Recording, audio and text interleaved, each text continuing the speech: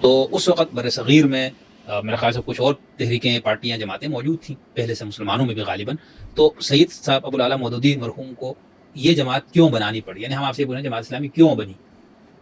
اچھا، اس بات کو مولانا مودودی رحمۃ اللہ علیہ نے خود واضح کیا ہے کہ ہم اس کی تو کوئی خلافت اسلامی نظام تو نہیں میرے خیال سے نافذ کر سکتا. پھر مودودی صاحب مسلم لیگ کے ساتھ بھی نہیں دے رہے اور پھر اس کا کانگریس کے ساتھ بھی نہیں ہے، تو پھر ان کا کیا تصور تھا کہ ہم کس طرح سے کوئی ریاست اس پہ بنائیں گے؟ مولانا کی ایک جملہ ہے. تو اگر ہم جماعت کی بنیاد دیکھیں تو کیا اس وقت اس دستور میں یہ جو پہلا جو میں نے اس دور کا ترجمان قرآن بھی ڈاؤن لوڈ کر کے رکھا تھا کچھ چیزیں دیکھنے کے لیے، تو اس میں آپ کو کیا لگتا ہے کہ یہ جماعت اسلامی جب بنیاد اس میں پڑی اس وقت یہ تصور تھا کہ ہم نے اسلامی ریاست کو قائم کرنا ہے، اسلام کو نظام کی طرف نافذ کرنا ہے اور اس کے لیے ہم نے انتخابی سیاست میں حصہ لینا ہے، یا یہ شروع میں صرف ایک علمی فکری تحریک کے طور پر اس کو قائم کیا گیا، بعد میں جا کے خیال ہوا یار نہیں ہمیں سیاست میں اور جمہوریت میں بھی حصہ لینا چاہیے، اور اسی میں پھر وہ جو تقسیم ہوئی 1956 میں مارچی بورڈ کا اجتماع تھا غالباً، یہ پوری رویداد بھی تھوڑا ہمیں بتایا. اصل میں دیکھیں کسی بھی تحریک کے مراحل ہوتے ہیں. جیسے میں آپ کو مثال دے دوں، کانگریس جماعت پھر یہی طریقہ رکھے گی چاہے مزید 80 سال گزر جائے یہ الیکشن، اور دیکھیں نا ابھی ماشاءاللہ سے اس وقت تو نہ جماعت کی کوئی صوبائی اسمبلی میں شاید کوئی سیٹ ہے، نہ قومی اسمبلی میں، نہ سینٹ میں. اچھا کس میں پاکستان کی آپ مثال دینا، ابھی جو الیکشن ہو اگر یہاں پر ہمارے لوگ کہتے ہیں مذہب کی بنیاد پہ ووٹ، ہمارے اگر مذہب کی بنیاد پہ ووٹ دے تو وہاں پر تو سارے مجلس وحدت المسلمین اور وہ تحریک اسلامی کو جیتنا چاہیے، تو ان کو مشکل سے کوئی ایک سیٹ بھی لی ہے نا، باقی سب باقی سیاسی پارٹیوں کو. تو یعنی کہ ادھر لوگ جو ہے نا وہ صرف مذہب یا اس کی بنیاد پہ ووٹ نہیں دیتے نا. اس کے اب جماعت اسلامی کے مقابلے پہ اگر ہم جمعیت مولانا صاحب کی جماعت کو، ان کی تو آج ہی معتدی سیٹیں کے پی کے سے تو شاید اب زوال پذیر ہو گئی، لیکن بہرحال قومی اسمبلی میں 20، تو اس کی وجہ کہیں ایسا تو نہیں کہ آپ لوگ جو سماجی مسائل جو لوگوں کے جمہوریت آئین کی بالادستی یہ بھی، اور اس کے ساتھ جیسے ابھی آج کل آپ کو شاید پیٹرول وغیرہ کے لیے کوئی دھرنا شروع کیا ہے اس طرح، ٹھیک ہے یہ عوام کو تو یہ لگا نا کہ صوم و صلات کا پابند اللہ رسول کا نام لیتے ہیں ہر وقت، اور بھٹو کوئی شرابی کبابی جس طرح آپ لوگوں کے یہاں بیان کیا جاتا ہے. تو آپ تو اس امید ہم یہ نہیں کہتے کہ جماعت نے کوئی نعوذ باللہ کوئی اپنے ذاتی کوئی غرض پورا کیا، آپ کے نزدیک اسلامی انقلاب کا ایک راستہ مل گیا، وہی چلو یہ اسلام کا نام لیتے ہیں. سلام اور آداب، امید ہے آپ سب دوست احباب خیریت سے ہوں گے. میں شمس الدین حسن شگری آج ایک نئے پروگرام کے ساتھ اور ایک انتہائی علمی فکری شخصیت کے ساتھ آپ کی خدمت میں حاضر ہوا ہوں. آج کی گفتگو جماعت اسلامی کے یوم تاسیس کی مناسبت سے ہے، لیکن یہ جماعت کی تاریخ، تعارف اور خدمات پر کوئی روایتی یوم تاسیس پروگرام نہیں ہے، اور نہ ہی ہمارے سامنے امیر جماعت اسلامی یا کوئی سیاسی و تنظیمی ذمہ دار ہیں کہ ہم روزمرہ سیاسی پالیسیوں اور تنظیمی فیصلوں پر گفتگو کریں. ہمارے مہمان جماعت اسلامی سے وابستہ ممتاز عالم دین شیخ الحدیث مولانا مفتی عطاء الرحمن صاحب ہیں. مفتی صاحب فاضل علوم اسلامیہ اور متخصص فی الافتاء ہیں، جبکہ تقابل ادیان میں بھی آپ تخصص رکھتے ہیں. اس وقت آپ جامعۃ المحسنات میں شیخ الحدیث، جامعۃ الحرمین کے مدیر اور مرکز قرآن و سنت کے ڈائریکٹر کی حیثیت سے علمی و تدریسی خدمات انجام دے رہے ہیں. اس کے ساتھ ساتھ آپ جناح سندھ میڈیکل یونیورسٹی میں IRB کے ممبر اور وفاقی اردو یونیورسٹی کے اکیڈمک کونسل کے ممبر بھی ہیں. اسی لیے آج ہم جماعت اسلامی کے 85 سالہ سفر کو ایک عالم دین کی نگاہ سے دیکھنا چاہتے ہیں. جماعت کیوں قائم ہوئی، اس کا دینی و تحریکی مقصد مقدمہ کیا تھا، دعوت و اصلاح سے انتخابی سیاست تک اس کا سفر کیسے ہوا، اور اس کے علاوہ بہت ساری کچھ چیزیں جس پہ ہمارے دوست احباب کچھ اعتراضات بھی کرتے ہیں علمی دینی حوالے سے. جیسے میں نے آپ کو پہلے کہا کہ مفتی صاحب ایک علمی شخصیت ہونے کے ناطے، ایک مفتی ہونے کے ناطے ہم زیادہ توجہ ان موضوعات پہ رکھیں گے. اور دوسرا میں نے کہا کہ آپ دوستوں کو یہ بتا دوں کہ اس گفتگو میں سید ابوالعلا صاحب مودودی صاحب کی پوری فکر پہ جہاں ضرورت محسوس ہوئی وہاں پر ان پر گفتگو ہوگی، ورنہ انشاءاللہ میں نے مفتی صاحب سے ٹائم بھی لیا ہے، بات ہو چکی ہوئی ہے. تو ہم کوشش کریں گے کہ مفتی صاحب کے ساتھ سید ابوالعلا مودودی صاحب کی پوری فکر، فلسفہ اور ان کے اوپر ہونے والے اعتراضات اور ان کے جو دینی اور ملی خدمات وغیرہ ان سب پہ ہم ان کے ساتھ بہت تفصیل سے گفتگو کریں. تو مفتی صاحب بہت شکریہ آپ نے طالب علم کو ٹائم دیا آج. یہ چونکہ جماعت کی یوم تاسیس کے حوالے سے میری یہ خواہش تھی کہ جماعت کی پوری تاریخ ہے قیام سے لے کر ابھی تک، اور بہت نشیب و فراز سے جماعت گزری، پھر یہ ایک دینی اور انقلابی تحریک، تو میں نے یہ چاہا کہ اس حوالے سے یوم تاسیس کے حوالے سے کچھ گفتگو کروں. تو میں آپ کو بہت شکر گزار ہوں. نہیں، آپ کا بہت بہت شکریہ کہ عموماً ہم جہاں اس طرح کی گفتگو کرتے ہیں تو کوئی ایک اینکر ہی ہوتا ہے، لیکن ایک ایسی شخصیت جو خود صاحب رائے ہو، جیسے ہم شاعری میں کہتے ہیں نا یہ قادر الکلام شاعر ہے، تو اس طرح ایک اپنی ایک فکر، ایک نظریہ یا ایک خیال یا رائے رکھنے والی شخصیت کے ساتھ گفتگو، اور یہ نصف علم اسی کو کہتے ہیں نا کہ اس مقابل سامنے والا ایسا ہو کہ وہ خود بھی کچھ جانتا ہو. تو آپ کا بہت بہت شکریہ کہ اس اہم موضوع پر آپ نے جو ہے وہ اس ضرورت کو، جو بہت سارے لوگوں کے لیے بہت ساری چیزیں نہیں بھی ہوں گی، لیکن ظاہر سب کچھ تو انکشافات نہیں ہوں گے، ظاہر ایک تاریخ ہے اور وہ پوری دنیا دیکھتی ہے، اور بہت سارے لوگ ہیں جنہوں نے اس موضوع پر لکھا بھی ہے، پلس بھی لکھا ہے، مائنس بھی لکھا ہے، تو ہم تو ایک لمحے موجود میں کچھ چیزوں کی یاد تازہ کریں گے۔ بہت شکریہ مفتی صاحب، تھینک یو۔ طالب علم کے لیے آپ نے اتنے گراں قدر خیالات اور کلمات کے اظہار کیے، میں تو اس کا قابل نہیں ہوں۔ اچھا مفتی صاحب، میں گفتگو شروع کرنے سے پہلے ویسے تو میں نے آپ کو تھوڑا سا بتایا، ظاہر سے آپ کی پوری ایک تحریکی زندگی بھی ہے اور علمی تعلیمی زندگی سب، تو میں اگر آپ سے تھوڑا سا آپ کا علمی سفر جاننا چاہوں، تاکہ میں اور ہمارے سننے والے جو نئے لوگ جو آپ کو نہیں جانتے ان کو بھی تھوڑا سا۔ اچھا، میرا ظاہر ہے ہم کراچی کے رہنے والے یا کراچی میں تھے، اور میٹرک میں نے یہیں سے کیا، کراچی سے۔ اس کے بعد میں مدرسے کی طرف گیا۔ اچھا اچھا۔ تو پھر ہم نے، جیسے سب لوگوں کے مدرسے کا دور گزرتا ہے، تو وہی درس نظامی ہم نے بھی کی، پھر تخصص، اور اس کے بعد اس دوران جب میں تقریباً ثانیہ میں تھا کہ ہمارے، آپ بھی بہت اچھی طرح جانتے ہوں گے، احمد دیدات صاحب پاکستان تشریف لائے تھے۔ اچھا، میں نے ان کی براہ راست یہی ایک گفتگو سنی۔ اچھا، احمد دیدات صاحب کی انگریزی بہت اچھی تھی، انہیں جیسے ان کی انگریزی تھی اور اردو جیسے ان کی تھی، تو ہماری انگریزی ویسے تھی۔ صحیح۔ ان کی اردو کمزور تھی، ہماری انگریزی بہت۔ لیکن میں نے ایک عزم کیا کہ میں احمد دیدات صاحب کی طرح پڑھوں گا۔ واہ۔ تو اس کے بعد میں نے دو چیزیں طے کی۔ ایک تو یہ کہ ہمارے ہاں بالعموم جب ہم مذاہب عالم کو پڑھتے ہیں تو ہم اپنے مسلمانوں کی لکھی ہوئی کتابوں کو پڑھ کر ان کے بارے میں رائے قائم کرتے ہیں۔ میں نے ایک یہ طے کیا کہ میں تمام مذاہب یا ادیان جو ہے ان کو ان کے ماہرین سے سمجھوں گا۔ تو یہ اللہ کا کرم ہوا کہ مجھے ایسے تمام مذاہب کے ایسے آپ اساتذہ کہہ لیں، اسکالر کہہ رہے، ماہرین کہہ لیں، علماء کہہ لیں، کہ ہم سال ہر سال بیٹھتے تھے اور ایک اور سیکھتے۔ تو اس دوران مجھے عبرانی بھی سیکھی میں نے، اور جسے عبرانی سیکھی اس کو ہم نے عربی سکھائی۔ تو اس طرح کے ایک بہت اچھا، آپ براہ راست متون عبرانی میں پڑھتے ہیں ماشاء اللہ۔ ہاں، تو اب پریکٹس تو نہیں رہی زیادہ، لیکن اس دور میں تو یہ میرا ایک وہ ہے کہ مجھے اس کی خوشی ہے کہ میں نے کچھ حقائق کو یا کچھ چیزوں کو براہ راست۔ اس طرح مجھے طالب علمی کی اسی دور میں جب فراغت ہوئی تو میں نے پڑھایا بھی مختلف اداروں میں، ان میں علیمیہ، جامعہ علیمیہ یا علیمیہ یونیورسٹی اسلامک سینٹر، وہاں بھی میں نے پڑھایا، اور اس طرح مختلف اہل حدیث حضرات کے ہاں اور خود جماعت کے ہاں یا علماء دیوبند کے ہاں۔ تو مجھے اس لحاظ سے یہ ہے کہ طالب علمی کے سفر میں بھی مجھے دوستی تعلقات، میں جماعت اسلامی کے مدرسوں میں بھی رہا، تو میں دیوبند کے مدارس میں بھی رہا، اور ان لوگوں سے الحمدللہ اچھی دوستی اب بھی برقرار ہے۔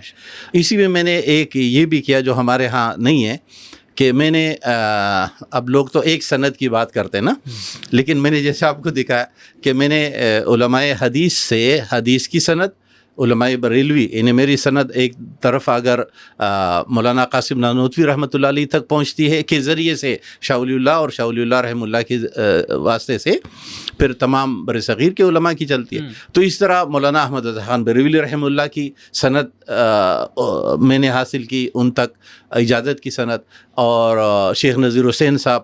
تو یہ تمام بر صغیر کے تینوں اہم مکاتب فکر جو اہل سنت کے ہیں، تو اور یہی کلچر اگر عام ہو کہ جب ہم تصوف کے چاروں سلسلوں میں بیعت ہوتے ہیں تو ہم حدیث کی سند میں یا فقہ کی سند میں ہم سب مکاتب فکر کو لے کر کیوں نہیں چلتے؟ تو یہ اس طرح کی کاوش رہی۔ پھر سیکھنے سکھانے کے سلسلے میں زبانوں کے ساتھ ساتھ شخصیات کے ساتھ، تو یہ الحمدللہ علمی سفر میرا اس لحاظ سے بہتر رہا۔ پھر ہم نے یہ جو جامعہ حرمین ہے، اس میں ہم نے ایک یونیک تجربہ یہ کیا کہ ہم نے یہاں 4 شعبوں میں، یعنی افتاء میں، حدیث میں، تفسیر میں اور قراءت میں تخصص پڑھایا، اور کوئی 300 سے زیادہ مفتیان اکرام نے وہاں سے سند فراغت اور اب بھی جاری ہے۔ تو اس طرح کی کاوشیں الحمدللہ بات چلتی رہے گی تو بہت ساری چیزیں نکلتی رہے گی انشاءاللہ. چلے میں چونکہ آپ کا تعلق درس و تدریس سے اور آپ کا منصب بھی افتاء کا بھی ہے تو میں اس حوالے سے بھی آپ سے انشاءاللہ ایک دو چیزیں پوچھوں گا آگے جا کے نا کہ مدارس کا جو عام ہمارے ہاں سسٹم اور پھر جماعت اسلامی کے ہاں کیا طریقہ ہے. جی ہاں یہ بات معلوم ہونی چاہیے سب کو. پھر آپ لوگوں کے ہاں جیسے جو آپ لوگوں کے وفاق اس کا نام رباط ہے, رابطۃ المدارس رابطۃ الاسلامیہ, رابطۃ المدارس, تو اس پہ بھی انشاءاللہ بات کروں گا. اچھا لیکن میں تھوڑا سا چونکہ میں جماعت اور اس کی تاریخ اور اس کے اوپر ہونے والے کچھ اعتراضات اور جماعت کی خدمات اور پاکستان کے اندر بین الاقوامی سطح پہ جماعت کا اس سب پہ دینی پوائنٹ کے حوالے سے کچھ چیزیں آپ سے, کیونکہ تو اتنا خود جماعت کی اتنی بڑی عمر ہے اور آپ کا اپنا مطالعہ مشاہدہ, آپ کا اپنا خدمات جماعت کے ساتھ سب کچھ, تو یہ تو میرے خیال سے وہ کئی پوڈ کاسٹ کے بعد بھی یہ بات ختم, لیکن آج صرف تمنا ہے مختصر پہ بات کر لیتے ہیں, عرض مختصر کو پہلا پروگرام ہے نا, تو اس لیے تو میں آپ سے یہ جاننا چاہوں گا نا کہ اگر ہم کسی تحریک کی کامیابی یا ناکامی پہ ہم بات کرتے ہیں, جیسے ہم بہت سے لوگوں کو دیکھتے ہو کہتے ہیں جماعت اسلامی تو بالکل ناکام جماعت ہو گئی, اس کی تو موت ہو گئی فلانا اور باقی. تو آپ ایک عالم دین ہونے کے ناطے, جماعت کے اندر ہونے کے ناطے, اگر میں آپ سے یہ پوچھوں کہ کسی بھی تحریک کی کامیابی اور ناکامی کے کیا معیارات عام ہوتے ہیں اور آپ کے اپنے نزدیک کیا معیارات ہیں, تاکہ ہم اس حساب سے پھر بات. دیکھیں یہ بڑی اہم بھی ہے اور دلچسپ بات ہے, اس لیے کہ ہم مثلا کوئی کاروبار بھی کرتے ہیں نا تو ہم سال بعد جائزہ لیتے ہیں. بالکل. اچھا بعض لوگ اپنی دکان بند کر لیتے ہیں کہ جی فائدہ نہیں ہو رہا ہے, تو ایک دکان, ایک فیکٹری یا ایک تعلیمی ادارہ, خصوصاً ہمارے یہاں اسکولوں میں بہت ہوتا ہے کہ اسکول ناکام ہو گیا یا نہیں چلا, تو کیا ہم کچھ شروع ہی دن سے یہ طے کرتے ہیں نا کہ ہمارے مقاصد کیا ہے. تو کسی بھی اجتماعیت کو یا کسی بھی پارٹی کو جو اس کے خود کے طے کردہ مقاصد ہے, سب سے پہلے وہ پیمانہ ہے کہ وہ حاصل ہو رہے یا حاصل ہوئے ہیں یا نہیں ہوئے, تو یہ ان کا خود کا اپنے لیے پیمانہ ہوگا. پھر معاشرہ کچھ پیمانوں سے جانچتا ہے, جیسے سب سے بڑا پیمانہ ایک ہے عددی قوت, افرادی قوت. اچھا وہ افرادی قوت بھی رجال کار کی صورت میں بھی, ایک ہے جمع غفیر اور ایک ہے کہ افراد کار کتنے ہیں, انہیں لوگ تو بہت سارے ہوں گے, کام کے لوگ کتنے. پھر ان کے اگر وہ کوئی علمی تحریک ہے تو اس کی علمی خدمات کیا ہے, اگر وہ ایک فلاحی تحریک ہے تو اس کے فلاحی خدمات کیا ہے, اور اگر وہ ان سب کو مجموعے کے طور پر لے کر چل رہی ہے تو ہر ایک شعبے میں اس کے خدمات کیا ہے. اچھا اس میں ایک آسان یہ ہوتا ہے کہ اگر آپ 1 پوائنٹ ایجنڈا ہے, انہیں مطلب کوئی اجتماعیت ہے ہی صرف لوگوں کو تعلیمی ہے, تو ہم اس کو جانیں گے تعلیمی پیرائے سے. لیکن اگر کوئی تحریک 10 چیزوں میں 15 چیزوں میں کام کر رہی ہے تو جو 1 نکاتی ایجنڈا ہے اس میں کام آسان ہوتا ہے, وہ پھیلتا بھی ہے. لیکن اگر آپ 10 کام کر رہے ہیں تو آپ کی توانائی زیادہ لگے گی, لیکن فائدہ یہ ہوگا کہ آپ کا کام 10 زاویے میں ہوگا اور کسی کا کام 1 زاویے میں, تو سب کے پیمانے ایک نہیں ہو سکتے.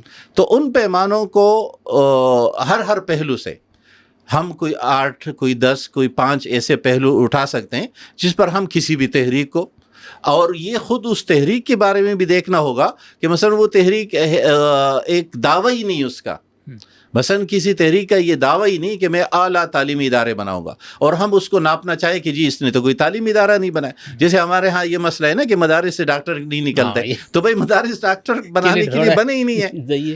جیسے کہ ہم کسی میڈیکل یونیورسٹی سے یا میڈیکل کالج سے یہ سوال نہیں کر سکتے کہ آپ کے یہاں سے انجینئر کیوں نہیں بنا. تو یہ وہ چیزیں ہیں, سب سے بڑا پیمانہ. دوسرا کہ معیار اور مقدار, یہ 2 پیمانے ہمیشہ ہم ہر چیز میں دیکھتے ہیں. تو پروڈکٹ کی کوالٹی کیا ہے اور کوانٹیٹی کیا ہے, ان 2 پیمانوں پر اگر ہم دیکھیں تو کسی بھی تحریک کا جائزہ لے سکتے ہیں. صحیح. اچھا وہ ایسے جماعت کی ابتدا وغیرہ سے متعلق میں بات کروں, لیکن اگر میں یہاں پر آپ سے ایک بات پوچھ رہا ہوں نا کہ اگر ہم آپ سے یہ پوچھیں کہ بھئی جماعت اسلامی کا باقی جو پاکستان میں خاص طور پر, اگر آپ دنیا بھر کی باقی تحریکات کے ساتھ بھی کرنا ہے, تو اس کو اگر میں آپ سے پوچھوں کہ اس کی کچھ انفرادیت کی کچھ چیزیں بتائیں نا, کہ یہ بھائی باقی سیاسی پارٹیوں سے, مذہبی پارٹیوں سے یا فلاحی جو کام کرنے والے NGOز یا ادارے, ان سے جماعت کو کس طرح سے آپ کہیں گے کہ یہ منفرد جماعت ہے؟ دیکھیے یہ تو وہ حافظ نے رسول اللہ صلی اللہ علیہ وسلم کے لیے ایک نعت میں کہا تھا, آنچی خوبہ ہم دارن تو تنہا داری. تو ہم پاکستان کے تمام اجتماعیت کے ادارے، چاہے وہ تعلیمی شعبے میں ہو یا فلاحی میں، اگر ہم سب کو جمع کریں تو ہر ایک کی کوئی نہ کوئی خوبی ہے. ظاہر ایسا نہیں ہے کہ کوئی بھی سیاسی پارٹی ہے تو اس کی کوئی خوبی نہیں ہے، ان کی محنتیں ہیں، ان کی خوبیاں ہیں. اس طرح ہماری این جی اوز ٹائپ کی جتنی تنظیمیں ہیں تو ان سب کی وہ کسی ایک مقصد کے لیے، ون نکاتی ایجنڈے کے لیے. لیکن جماعت اسلامی ان سب سے ممیز و ممتاز اس بنیاد پر ہے کہ وہ تمام شعبۂ حیات میں کام کرے گی. اور چونکہ جماعت اسلامی کی بنیاد اسلامی نظام ہے تو نظام جز کا نام نہیں ہے، نظام ایک کل کا نام ہے. اور انسانی حیات کے جتنے اجزاء ہوں گے وہ سب مل کر ایک نظم بنیں گے. تو اگر ہر محاذ پہ جسے میں ہمیشہ مثال دیتا ہوں غزوہ احد کی. احد میں رسول اکرم صلی اللہ علیہ وسلم کی موجودگی میں صرف ایک گاٹی خالی رہی تو اسلامی تحریک کو کتنا نقصان ہوا. رسول اکرم صلی اللہ علیہ وسلم کے موجودگی کے باوجود ہمیں کتنے زیادہ نقصانات دنیاوی لحاظ سے اٹھانے پڑے نا. ہم نے 70 شہداء پیش کیے. تو اب اگر کوئی شخص اسلامی نظام کے لیے کام کرتا ہے اور پھر بھی کوئی گاٹی خالی رہ جاتی ہے تو اس کا بھی نقصان ہوگا. صحیح. تو اس لیے گاٹیاں بہت ساری ہے، بہت سارے پہلوؤں سے کام ہے، اور لیکن ابھی میدان وسیع بھی بہت ہے. ایسا نہیں ہے کہ سب کچھ ہو گیا ہے، ابھی بہت کچھ کرنا باقی ہے. صحیح. یعنی ابھی ہمارے کہ جماعت اسلامی جو ہے وہ سیاست پہ بھی اس کا کام ہے، فلاحی اس پہ بھی، تعلیم پہ بھی، میڈیکل کے شعبے میں شاید جی سب شعبے کا، اور یہ جو الخدمت کی جو سارے تو اس طرح سے ایک، یعنی ہم یہ کہیں گے کہ آپ نے کسی جماعت کی تنقیص یا اس کی وہ نہیں کیا، یعنی کیا کہنا چاہیے کہ بھئی ہمارے عام تو وہ کرتا نا کہ ہم اپنے آپ کو بڑھانے کے لیے دوسرے کو. آگے ہمارے کہ ہر جماعت نے یا ہر پارٹی، ہر ایک نے اپنا جو ایک منشور یا مقصد بنایا، ان سب کو دیکھا ہے تو جماعت اسلامی ایک ہمہ جہاد، یا اس کو اب یوں کہہ سکتے ہیں کہ جماعت اسلامی کی تمام ادارے، اب ایک اصولی مسئلہ ہے، کوئی بھی انقلابی تحریک وہ انقلاب سے پہلے ادارے نہیں بناتی. یہ انقلاب کا اصول ہے. ادارے انقلاب کے بعد بنیں گے. اچھا جماعت اسلامی نے پہلے کیوں بنائے؟ اس کا صرف ایک مقصد کہ ہم یہ دکھانا چاہتے ہیں کہ اسلامی انقلاب کے بعد ہمارے یہ شعبے یوں ہوں گے. صحیح. یعنی یہ آپ نے یہ معیار ہے، ٹریلر دکھا رہے ہیں. ہاں کہ بھائی ہم یہ کریں گے، ہم میں یہ ٹیلنٹ ہے، یہ صلاحیت ہے، ہم یہ کر سکتے ہیں.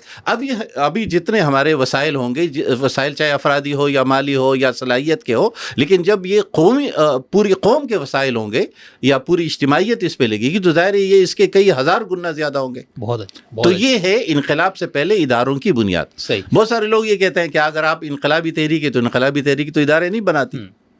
بہت اچھا. لیکن اس پہ بھی انشاءاللہ بات کریں گے. تو آج جیسا آپ نے 2-3 بار فرمایا کہ جماعت اسلامی کی انقلابی تحریک، پھر آپ نے جماعت کی باقیوں سے ایک انفرادیت بھی بتایا کہ کس طرح سے مختلف شعبوں. لیکن اگر میں آپ کو بالکل ابتدا میں لے جاؤں، جب جماعت بن رہی تھی تو اس وقت بر صغیر میں میرے خیال سے کچھ اور تحریکیں، پارٹیاں، جماعتیں موجود تھیں پہلے سے، مسلمانوں میں بھی غالباً. تو سید صاحب ابوالاعلیٰ مودودی مرحوم کو یہ جماعت کیوں بنانی پڑی؟ یعنی ہم آپ سے یہ پوچھیں جماعت اسلامی کیوں بنی؟ اچھا، اس بات کو مولانا مودودی رحمۃ اللہ علیہ نے خود واضح کیا ہے کہ ہمیں اس کی ضرورت کیوں پڑی، اور اس کے لیے انہوں نے طویل مضامین لکھے. مسلمان اور موجودہ کشمکش، ہندوستان کے مسلمان اور موجودہ کشمکش میں، کہ یہ جو جنگ عظیم کے دور کے بر صغیر پہ اثرات، اور چونکہ ہم ایک ظاہر ایک نوآبادیاتی ایریا تھے، کالونی تھے ہم، کالونی ایج میں، یا اب بھی ٹھیک ہے ہم یہ کہتے ہیں کہ ہم پوسٹ کالونی ایج میں ہیں. تو کالونی ایج میں لوگوں کے مسائل ہوتے ہیں. اچھا، یہ اور ظاہر غلامی کے دور میں جو ہے وہ بہت سارے رہنے والوں کے سماجی، معاشرتی، تعلیمی، یہ سب مسائل بہت زیادہ ہو جاتے ہیں. اور ظاہر آقا فرق رکھتا ہے، وہ اپنے ہاں او لیول رکھے گا، آپ کے ہاں میٹرک رکھے گا، ٹھیک، یا اور بہت ساری چیزوں میں.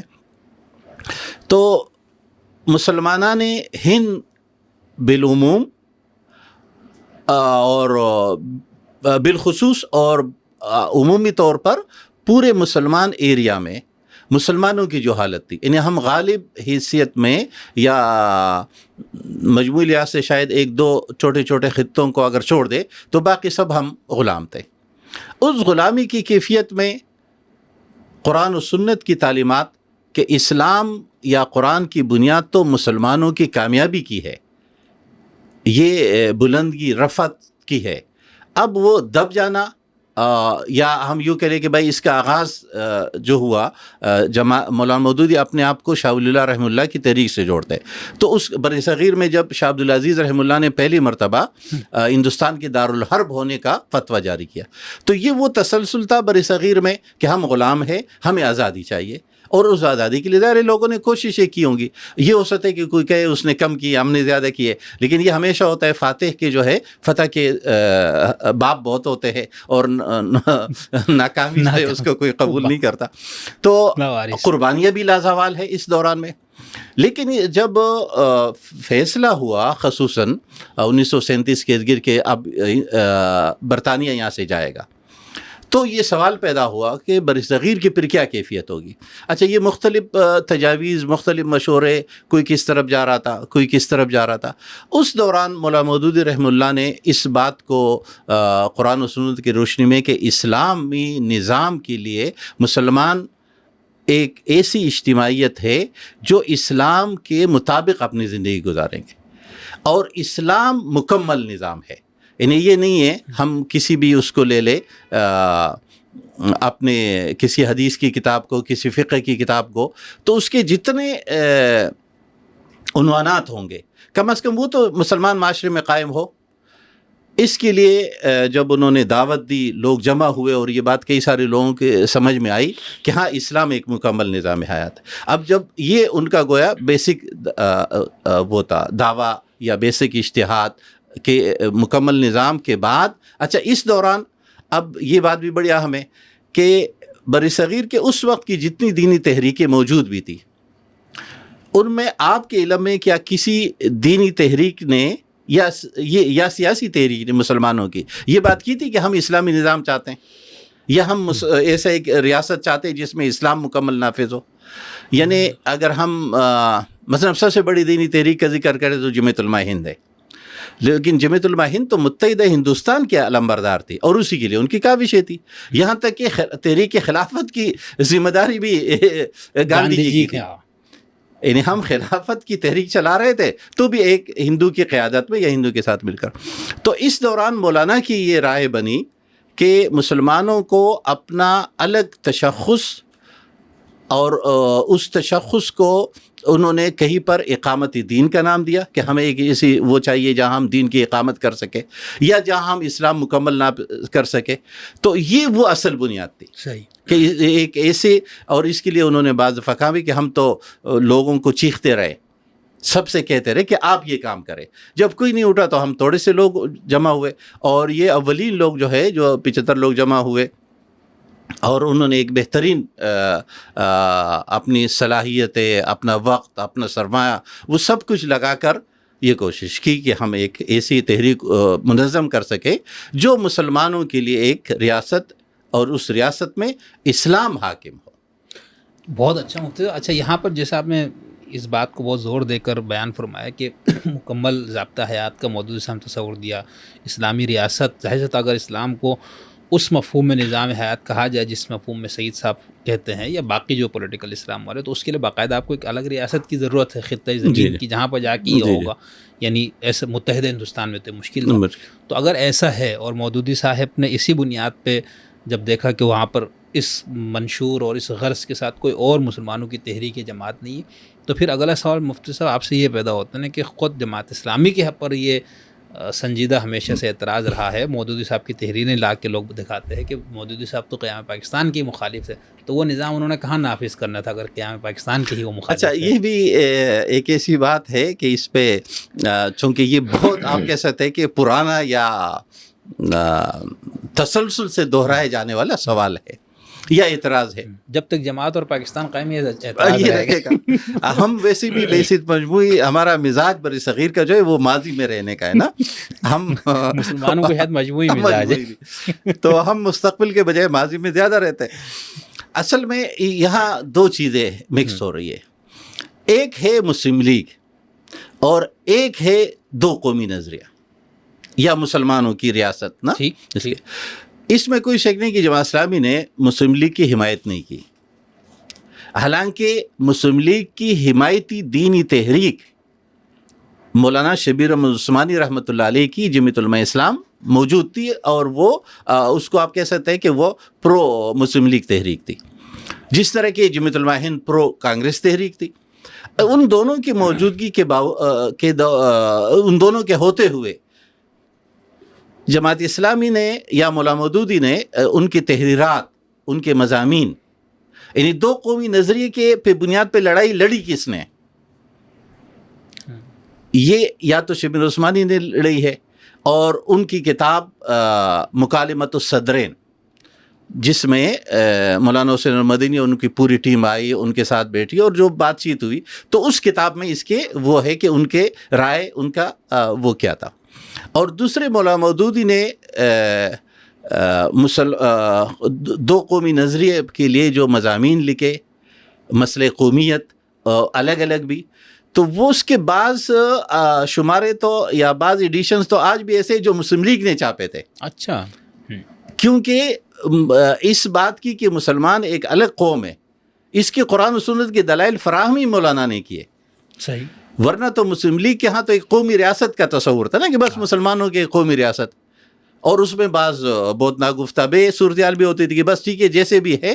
لیکن اس لیے مولانا مودودی کے سامنے دو چیلنج تھے، ایک یہاں کے لوگوں کو اسلامی ریاست کے لیے تیار کرنا، اس کے لیے ذہنی اطمینان، دلائل، حجت، براہین۔ اچھا، اس کا رد عمل بھی آیا، اور وہ رد عمل آج تک جاری بھی ہے۔ تو یہ وہ بنیاد تھی کہ اس میں بھی دو رائے نہیں ہے کہ ہم نے مسلم لیگ کی حمایت نہیں کی اور ان کی غلطیوں کو غلطیاں کا، اس لیے لوگ وہ تمام عبارات اٹھاتے ہیں جو مولانا نے مسلم لیگ کے خلاف کیے۔ اور جبکہ دو قومی نظریہ یا اسلامی ریاست، اس پہ تو ایک طرح سے یہ اجتہادی مولانا مودودی کا ہے۔ نہیں تو پھر مودودی صاحب کے ذہن میں کیا تصور تھا نا، یعنی ایک طرف اس وقت سب سے توانا پارٹی آواز یا تحریک مسلم لیگ کی تھی کہ ہم الگ ریاست بنائیں گے غالباً، اور دوسری طرف مودودی صاحب کا پورا تصور دین تھا جس میں ان کو ریاست کی ضرورت ہی تھی۔ ظاہر سی بات ہے ایسا ممکن نہیں تھا، کیونکہ ہم ابھی جمہوریت ہی تھوڑا سا آپ سے پوچھیں گے، تو اگر ہم متحدہ ہندوستان میں ایک جمہوری طریقے سے ایک سسٹم بننا تھا، تو اس کے اندر پھر مسلمان تو کوئی خلافات یا اسلامی نظام تو نہیں میرے خیال سے نافذ کر سکتے۔ تو پھر مودودی صاحب مسلم لیگ کے ساتھ بھی نہیں دے رہے، اور پھر اس کا کانگریس کے ساتھ بھی نہیں ہے، تو پھر ان کا کیا تصور تھا کہ ہم کس طرح سے کوئی ریاست بنائیں گے؟ اس پہ مولانا کی ایک جملہ ہے کہ وہ کہتے ہیں ہمیں اس سے کوئی وہ نہیں ہے، سروکار نہیں کہ ہندوستان ایک رہتا ہے یا 10 حصوں میں تقسیم ہوتا ہے۔ صحیح ہے، ہمیں تو مسلمانوں کے لیے ایک خطہ ارضی چاہیے جہاں اسلامی نظام ہو۔ صحیح۔ اچھا، اب یہاں اب یہ باتیں دو اس میں جا رہی ہے، یعنی ایک طرف مسلم لیگ کی حمایت میں جا رہی ہے کہ بھائی یہ بھی ہمارے ساتھ ہے، اور ایک طرف ان کی مخالفت میں۔ تو مولانا کے سامنے کوئی دو محاذ تھے، وہ ان کا یہ یقینی محکم تھا کہ مسلم لیگ اسلامی ریاست قائم نہیں کر سکتی مسلمان، اس لیے قیام پاکستان کے پہلے اور قیام پاکستان کے بعد مولانا کی توجہ ایک اسلامی ریاست پہ رہی۔ یہ ہے وہ۔ اچھا، اس میں چونکہ یہ دو چیزیں کنٹراسٹ ہو رہی ہے نا، تو یہ سوال ہمیشہ رہے گا صحیح کہ بھائی آپ یہاں یہ کہہ رہے ہیں اور وہاں یہ کہہ رہے ہیں، تو یہ جو زاویے ہے یا پہلو الگ الگ ہے، اس بنیاد پر دونوں طرح سے بات۔ ویسے یہاں ضمناً آگے میں نے پوچھنا، لیکن یہ اچھا ہوگا یہاں پر ایک موقع آ گیا کہ جماعت اسلامی پر لوگ ایک اعتراض یہ بھی کرتے ہیں نا، ہمارے یہاں خاص طور پر جو ہمارے سیکولر لبرل دوست طنز کے طور پر بھی، کہ یہ کیسی جماعت ہے جن کو ہندوستان میں یہ سیکولرزم کی ہی بات کرتی جماعت، وہاں اس کے حامی، اور اگر سیکولرزم کفر اور اسلام دشمنی اور یہ سب ہے تو پاکستان میں اس کے مخالف، تو یہ بھی ایک تضاد دکھاتے لوگ آپ کی اصل میں اس کا دار و مدار اس پہ ہے نا کہ آپ کے جیسے علم میں ہے، جماعت اسلامی نے پاکستانی پارلیمانی سیاست میں کب سے حصہ لینا شروع کیا؟ 1956 کے بعد غالباً۔ ہاں، تو سوال یہ کہ پہلے کیوں نہیں کیا؟ جماعت اسلامی نے پاکستان میں بھی انتخابی سیاست میں حصہ قرارداد مقاصد کی منظوری کے بعد کیا، جس کے لیے قرارداد منظور ہوئی، اور ایک طرح سے مولانا کا جملہ ہے کہ ریاست نے کلمہ پڑھ لیا۔ تو یہ فرق وہاں بھی ہے۔ اگر جیسے ہم ہندوستان میں انتخابات میں حصہ نہیں لیتے، وہاں کے پارلیمنٹ میں یا کسی، اور یہ ایک طویل بحث ہے، وہاں کچھ لوگوں کی یہ خواہش ہے کہ آپ ایسا کریں اس لیے کہ بہت سارے مسلمانوں کی حقیقی نمائندگی ہونی چاہیے، لیکن ایک اصولی معاملہ ہے کہ ایک مسلمان کفریہ ریاست میں یا غیر اسلامی ریاست میں ذمہ دار کیسے بنتا ہے اگر اسلامی؟ یہ ایک شرعی مسئلہ ہے، یعنی فقہی لحاظ سے یا علمی لحاظ سے. تو اس لیے جماعت اسلامی نے یہاں حصہ نہیں لیا، اور اس کا نقصان ہوا. نقصان یہ ہوا کہ ہم شروع سے مختلف جو سرکاری ادارے ہیں یا سرکاری ملازمتیں ہیں ہم بہت کم گئے، بلکہ ہمارے لوگ جاتے نہیں تھے. انہیں پاکستان کی جابز بھی نہیں جاتے. بہت بعد میں جب قرارداد مقاصد منظور ہوئی تو اس کے بعد جانا شروع کیا. اور وہاں ہندوستان میں بھی یہ مسئلہ ہے. اب ہندوستان شروع ہے سے ظاہر ہے وہ اسلامی ریاست نہیں ہے. جیسے کوئی شخص یہ سوال اٹھاتا ہے کہ آپ امریکہ میں یہ نہیں چاہتے، جیسے اگر کوئی مجھ سے کہے کہ آپ اسلامی انقلاب امریکہ میں کیوں نہیں چاہتے یا آپ جاپان میں کیوں نہیں چاہتے، تو بھئی جاپان میں نہ مسلمانوں کی اتنی اکثریت ہے، نہ وہ اسلام کے نام پہ بنا وہ ریاست ہے. اس طرح ہندوستان بھی ہے. صحیح.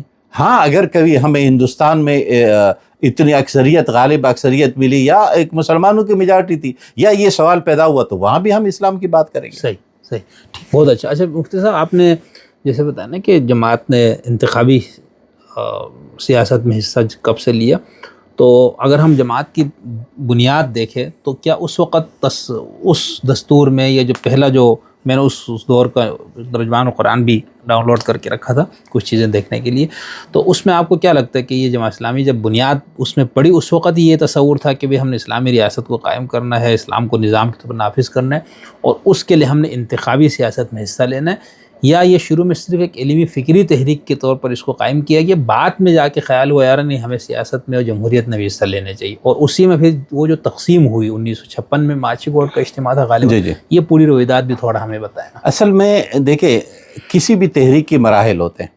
جیسے میں آپ کو مثال دے دوں، کانگریس اور مسلم لیگ دونوں اپنے آپ کو آزادی کی تحریک سمجھتی ہے نا، اور ظاہر ہے بھی، لیکن دونوں کے قیام کے وقت دونوں کے دستور میں تاج برطانیہ سے وفاداری شامل تھی. اچھا آپ کوئی کہہ سکتے کہ یہ تو دو نمبری ہے، حالانکہ جب آپ کسی ریاست میں رجسٹر ہوتے ہیں، کسی ریاست جیسے پاکستان میں بھی اگر کوئی پارٹی رجسٹر کرتا ہے تو وہ پاکستان مخالفت کا ذکر کر کے تو نہیں رجسٹر ہوگا. تو اس لیے ان دونوں نے باقاعدہ تاج برطانیہ سے وفاداری کو تسلیم کر کے اپنی پارٹیاں رجسٹر کی تھی، اور اس بنیاد پر تو پھر مرحلہ جب بعد میں پاکستان کا آیا یا ہندوستان کی تقسیم کا آیا تو پھر ظاہر دونوں کی رائے الگ ہو گئی. تو اس طرح جماعت اسلامی بنیادی لحاظ سے تو اگر یہ دور تشکیلی جماعت کا دور جو ہے یہ دور ہے نظاماتی کشمکش کا دور. جماعت اسلامی بنیادی طور پر نظاماتی نظام کے مقابلے میں نظام کی تحریک ہے. ٹھیک. اچھا یہ اب جماعت اسلامی کے نظام اگر اسلام ہے تو یہ مقابل نظام کون سے؟ اچھا یہ مقابل نظام ہمارے برصغیر میں تو ایک بڑے انداز میں سوشلزم کا تھا. صحیح. اور یہ سوشلزم کی یہ تحریک بہت منظم بھی تھی، اور یہ ماضی قریب تک ایک بہت بڑی تحریک رہی، بہت بڑے علاقے پہ حکمران رہی. صحیح. دوسرا اسی کے ساتھ جڑا ہوا وہ کیپٹلزم تھا، جس کو آپ اگرچہ یہ دونوں مغربی سسٹم تھے. جب جماعت اسلامی کی تشکیل ہوئی تو اس وقت مسلمانوں کو تیار کرنا، مسلمانوں کی تربیت کرنا کہ وہ اپنے لیے ایک ایسا اسلامی نظام کے تحت خود زندگی گزار سکے. تو یہ پہلا مرحلہ تھا لوگوں کو منظم کرنا، اکٹھا کرنا، منظم کرنا، یعنی ان کی تطہیر افکار کرنا، اور پھر ان کو ایک تنظیم میں سمونا، اور اس تنظیم کے ذریعے پھر ایک ریاست کے اندر اپنی طاقت کو. یہ اب قیام پاکستان سے پہلے نہیں ہو سکتا تھا، قیام پاکستان کے بعد ہی ممکن تھا، یا ایک کہیں بھی ایسی جگہ. اب بھی ظاہر یہ وہاں ہوگا جہاں جہاں دنیا بھر میں یہ تجربات ہو رہے ہیں نا، جماعت کی یا مولانا کی یہ فکر تو عالمگیر ہے. اب دنیا کے تمام ممالک میں یہ تجربات ہوئے. اچھا اس کی مخالفت بھی جو جماعت کی ہو رہی ہے وہ تو پولیٹیکل اسلام کی بنیاد پر ہو رہی ہے کہ، اور سب سے زیادہ اگر مائنس لکھا جا رہا ہے، مائنس بولا یا پولیٹیکل اسلام کا جس کو سب سے زیادہ ٹارگٹ کیا جائے تو وہ بھی جماعت یا مولانا مودودی ہے. اچھا اگر حمایت میں ہے تو تب بھی مولانا ہے، تو بین الاقوامی طور پر بھی اور پاکستان کے لحاظ سے بھی. تو مولانا کے ذہن میں یا مولانا کے ترتیب جو تھی ان کے ذہن میں کہ پہلے ایک مسلمانوں کی ایک بڑی اور اس کے لیے مولانا نے باقاعدہ کہا ہے کہ جب لاکھوں لوگ آپ کے پشت پر موجود ہو تو تب یہ مرحلہ آئے گا کہ آپ تبدیلی لا سکتے ہیں. تو اس کے لیے پہلے تیاری، اور پھر اس تیاری کے اس تیاری کے مختلف مراحل ہیں.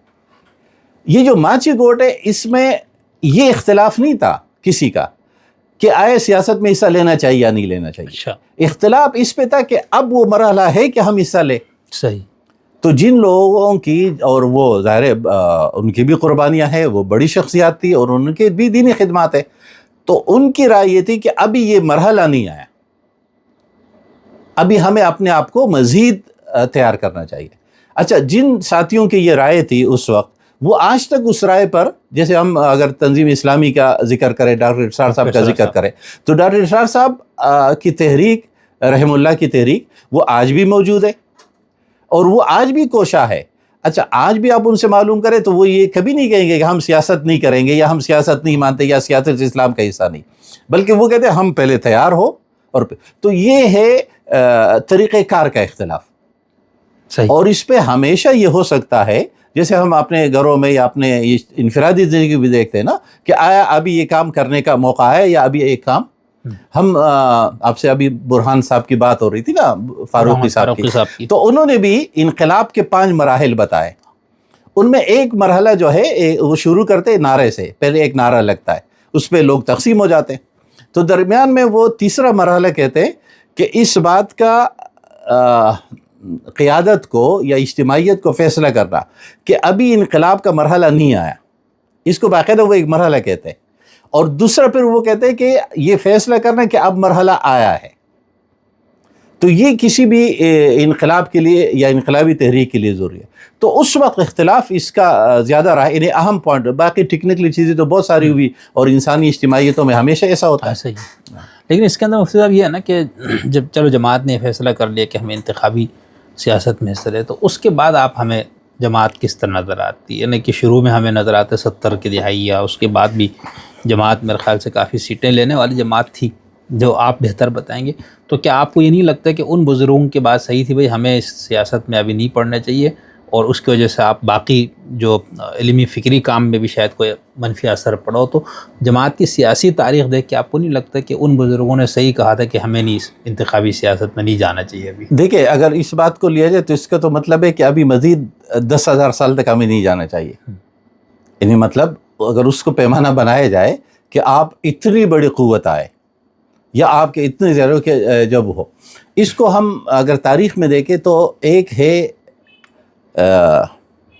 جو ہماری تاریخ میں تحریکیں اٹھی، جیسے اشعث کی تحریک اٹھی اموی دور میں اور ناکام ہو گئی، یا امام حنیفہ رحم اللہ کا یہ جو ہے کہ کب آپ خروج کر سکتے ہیں، کب آپ زید وغیرہ. ہاں، تو اس کے لیے ان کا ایک پیمانہ یہ ہے نا کہ جب آپ کو کامیابی کی کچھ تو توقع ہو.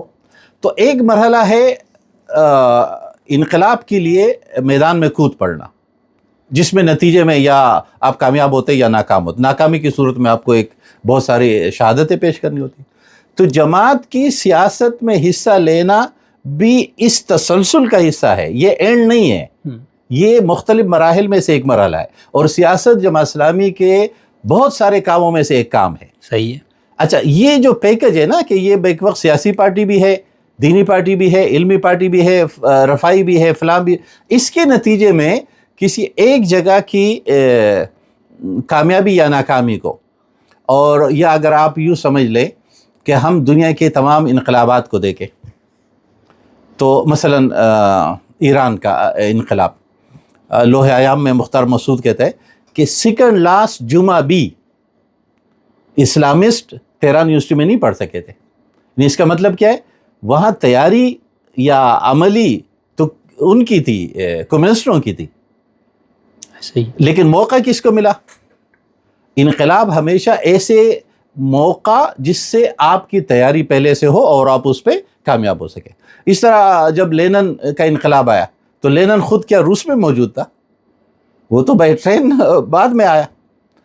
خود افغانستان کا انقلاب، یہ جو رات تھی، ابھی ہمارے ترقی کے ساتھی کی، ان کے معاون کی ایک کتاب چھپی ہے اور بہت ساری کتابیں، اس میں وہ کہتے ہیں کہ اس رات جب ہم ترقی جیل میں تھے، انقلاب کی رات وہ جیل میں، ہم ان کے پاس گئے، میں، نجیب، ببرک، فلاں، یہ 3-4 لوگ. تو ان کو جب ہم نے کہا کہ انقلاب برپا ہو گیا ہے اور 15ویں کور جو ہے وہ اس نے ایوان صدر کنٹرول میں کر لیا، تو انہوں نے اس کی مخالفت کی، کہا یہ بہت غلط ہو رہا ہے، ابھی ہم تیار نہیں ہیں، ابھی مرحلہ نہیں ہے انقلاب کا. تو یہ اور اس جیسے، یا کبھی آپ ہم کہتے ہیں کہ انقلاب فرانس جو ہے وہ ایک بوڑھی عورت کے وہ جو ڈبل روٹی نہیں ملی اور اس کے لیے تحریک برپا ہوئی، یا اور جتنے سارے. تو انقلاب تو کسی ایسے مرحلے پر جب لوگ نکل آتے ہیں، اس وقت جس تحریک کی تیاری ہوتی ہے وہ قیادت سنبھال لیتی ہے. صحیح. لیکن اس کے اندر مختلف یہ ہے نا کہ اب میرا ایک سوال تھا، چلو یہاں پر کر لیتا ہوں نا، کہ یہ پوری بحث اسلامسٹ جماعتوں میں رہی اور اس میں 2 ہم فریق دیکھتے دنیا بھر میں، کہ ایک تو یہ کہ جماعت اسلامی والا یا الاخوان والے کہ بھئی ہم پرامن سیاسی جمہوری الیکشن کے تھرو ہم اسلامی نظام کو لے کر آئیں گے. اچھا، یہ 70 سال جماعت اسلامی کی کوشش آپ کے سامنے، بلکہ 80 سال ہو گیا اب تو پاکستان کا بھی پتہ نہیں جشن آزادی منائی ہے، اور باقی دنیا میں بھی. تو وہ لوگ یہ کہتے ہیں بھئی کہاں ہے تم تو کچھ بھی نہیں لا سکے، ٹھیک ہے. جبکہ اس کے مقابلے پہ جیسے آپ نے خمینی کی مثال دی، یا افغانستان کی مثال دی، یا انقلاب فرانس کی مثال دی، وہ تو سب کو الیکشن سے نہیں ہے نا، وہ تو انقلاب لے کر آئے. تو اب جماعت اسلامی نے پاکستان بننے کے بعد انقلاب کی پالیسی ترک کر دی، وہ کہتے ہیں الیکشن کے ذریعے آنا ہے. تو پھر یہ جو مسئلہ ہے اقامت دین بذریعہ الیکشن یا بذریعہ انقلاب؟ اچھا، اس کو ہم یوں سمجھ لیں کہ ایک ہے حکومت، انہیں حکومت حاصل کرنا، اور ایک ہے انقلاب لانا. جیسے ہم اگر اس وقت کی دنیا کا جائزہ لیں، پاکستان میں یا پاکستان میں لے لیں، پاکستان میں کتنے پارٹیاں اقتدار میں آئیں، اور مثلا ہم پیپل پارٹی کی بات کریں، پیپل پارٹی کو کتنے مرتبہ اقتدار ملا؟ کیا پیپل پارٹی اپنے وہ جو ان کا 4 نکاتی کہ اسلام ہمارا دین ہے، سوشلزم، اور کیا وہ اس کے مطابق معاشرے کو کنورٹ کر سکے، یا ریاستی ڈھانچے کو، یا اس کے بعد مسلم لیگ کو یا جس کو بھی موقع ملا؟ تو یہ کیوں نہیں ہو سکا؟ موقع آپ لوگوں کو ملا، وہ میں آگے پوچھوں گا. اچھا، یہ کیوں نہیں ہو سکا؟ اس لیے کہ یہ جو قومی ریاستیں ہیں اس وقت جتنی ریاستیں ہیں یہ قومی ریاستیں ہیں. قومی ریاستوں میں آپ کسی کو، وہ ہم ایک مثال دیتے نا کہ جب آپ انفرادی کام کرتے ہیں، فرد جو ہے وہ کارنامے سر انجام دے سکتا ہے، فتوحات قومیں لیتی ہے. اور اس کی مثال یہ ہے کہ حسین رضی اللہ تعالیٰ عنہ، کارنامہ تو انہوں نے سر انجام دیا لیکن قوم یزید کے ساتھ تھی. تو یہاں قومیں جو ہے وہ جس کا ساتھ دیتی ہے اس کے نتیجے میں تبدیلی ہوگی. حکومت آپ کو مختلف طریقوں سے مل سکتی ہے. اس کا ایک طریقہ یہ انتخابات بھی ہے، اور اس کے انتخابات کے نتیجے میں آپ کو حکومت ملے گی. لیکن حکومت کیا خود مقصود ہے، یا حکومت انقلاب کا مرحلہ ہے؟ تو ہم حکومت کو ایک ذریعہ سمجھتے ہیں انقلاب کا. تبدیلی اس کے بعد آئے گی. اگر اس کے نتیجے ہم یہ، چونکہ ہم کچھ چیزیں جماعت اسلامی نے پہلے سے طے کی ہے اور شعوری طور پہ طے کی ہے کہ ہم جو ہے وہ زبردستی یا لوگوں کے خفیہ طریقے یا کسی کو دتا کے ذریعے کوئی انقلاب نہیں برپا کریں گے. حالانکہ ایک وین گارڈ پارٹیاں جو ہے وہ ہمیشہ تیاری میں رہتی ہے. نہیں تو لیکن اس کے اندر آپ نے جو مثالیں دی تھیں نا، تو میں نے تو اس کے تناظر میں پوچھنا. تو اب تو پاکستان کے اندر جماعت پھر یہی طریقہ رکھے گی، چاہے مزید 80 سال گزر جائے، یہی الیکشن. اور دیکھنا ابھی ماشاءاللہ سے اس وقت تو نہ جماعت کی کوئی صوبائی اسمبلی میں شاید کوئی سیٹ ہے، نہ قومی اسمبلی میں، نہ سینٹ میں. ایک ہے. اچھا، کس میں؟ اچھا، سندھ میں نا، فاروق بھائی جو ہے ماشاءاللہ سے کراچی سے آپ کو ایک تو، اور دوسری جیتی ہوئی ہم نے قبول نہیں کی. لیکن خیر، اصل میں پاکستانی انتخاب، ایک سوری پہلے آپ نے جب میں نے کہا نا کہ جن بزرگوں نے کہا تھا ابھی وقت نہیں ہے، تو آپ نے کہا پھر تو کیا، پھر 10,000 سال رہنا پڑے گا. تو آپ لوگوں کی کارکردگی کو دیکھ کے میں ابھی اسی طرف آتا ہوں کہ پاکستانی انتخابات، ہم جمہوری لحاظ سے ہمارا مزاج شروع سے یہاں انتخابات جس طرح ایک تو منعقد جس طرح ہوتے رہے، یا منعقد ہونے کے بعد پہلے ایک فارم ہوتا تھا، اب 47 تک ہم آ گئے کہ بھائی 147 فارم ہوتے اور اس پہ یہ ہوتا ہے. یہ سب وہ چیزیں ہیں جو یقیناً رکاوٹیں ہیں، انہیں یا یوں کہہ لیں کہ رکاوٹیں یا مشکلات ہیں. لیکن مشکلات میں بہانہ مشکلات بہانہ نہیں ہو سکتی کہ بھائی چونکہ یہ مشکلات تھی اس لیے ہم نہیں کر سکے. اس پہ کوئی دو رائے نہیں ہے کہ آپ کے ذمہ اپنی کاوشیں جاری رکھنا ہے. جب آپ یہ طے کرتے میں نے یہ کام نہیں کیے، اصل میں یہ جو اصول ہے نا کہ محبت اور دشمنی میں سب کچھ جائز ہے، یہ اگر آپ بنائیں کہ سب کچھ کریں لیکن آپ کسی مقصد تک پہنچے، اور جب آپ اس سے دستبردار ہوتے کہ نہیں میرے کچھ اصول ہے، جیسے ہم اسلام کے تصور جہاد میں بھی کہتے ہیں نا کہ جنگیں تو دنیا کی ہر قوم لڑتی ہے، اسلام کے تصور جہاد اور جنگ میں فرق کیا ہے؟ تو وہاں تو اصول یہ ہے نا کہ محبت اور دشمنی میں سب کچھ جائز ہے. یہاں آپ کہتے ہیں کہ اسلام اس کی اجازت نہیں دیتا. تو جب ہم اسلام کے اس رائے کو دیتے ہیں کہ صرف مقصد کا نیک ہونا کافی نہیں ہے، یہ وہ ہمارا تو موضوع رہا ہے نا. عیسائیت اور اسلام میں ایک بیسک فرق ہے. عیسائیت میں مقصد کا نیک ہونا کافی ہے. اچھا، ذریعے کا نہیں. ذریعہ ہو یا نہ ہو. لیکن اسلام میں مقصد کے ساتھ ساتھ ذریعہ کا نیک ہونا ضروری ہے. اگر ذریعہ نیک نہیں ہے، چاہے آپ کو نیک مقصد حاصل بھی ہو رہا ہے، تو وہ آپ کے لیے نقصان دہ. اچھا، اس کی بہت ساری مثالیں ہیں تاریخ میں. جیسے اس کی ایک مشہور مثال ہے یہ صلیبی جنگوں میں جو خواتین کو اپنے مقاصد کے لیے استعمال کرنا. اچھا، اسلام نے اپنی تاریخ میں ایسا نہیں کیا. صحیح. یا یوں سمجھ لے ابھی بوسنیا میں ہماری بہن بیٹیوں کی عزت پامال ہوئی نا، تو کیا کسی مسلمان نے یہ کہا ہے کہ ہم ان کے ساتھ بھی ایسا کریں؟ ظاہر ہے کسی، بلکہ میرے خیال میں تو کسی نے شاید یہ سوچا بھی نہیں ہو. تو جب آپ اپنے لیے کچھ اخلاقی پابندیاں، اپنے اوپر کچھ پابندیاں عائد کرتے ہیں، اس کا آپ کو خمیازہ بھی بھگتنا پڑتا ہے، نتائج بھی بھگتنے پڑتے ہیں. تو پاکستان جماعت اسلامی کی انتخابی سیاست میں زیادہ سیٹیں نہ لینے کی وجہ کیا یہ ہے کہ جماعت اسلامی متحرک نہیں ہے؟ وہ دیکھنے میں تو سب سے زیادہ متحرک ہے. یا یہ ہے کہ جماعت اسلامی ایکٹیو نہیں ہے اس کے کوئی؟ جب جماعت اسلامی تمام سیاسی راستوں میں یا سیاسی عمل میں اگر میں یہ کہوں کہ سب سے زیادہ نہیں ہے، تو باقی سب پارٹیوں کی طرح متحرک ہے نا. بسا اوقات باقیوں سے زیادہ متحرک ہے. لیکن اس کے بعد تو کیا انہیں باقی پارٹیاں بھی سیاسی طور پہ متحرک ہے؟ اور اس کے لیے میرے خیال میں پاکستانی سیاست کا ایک اور پہلو ہے کہ یہ جو شروع سے اس پہ مزید تحقیق بھی ہونی چاہیے کہ کب کب کس کس پارٹی کی انتخابی کامیابیوں کو مصنوعی طریقے سے بدلا گیا، روکا گیا.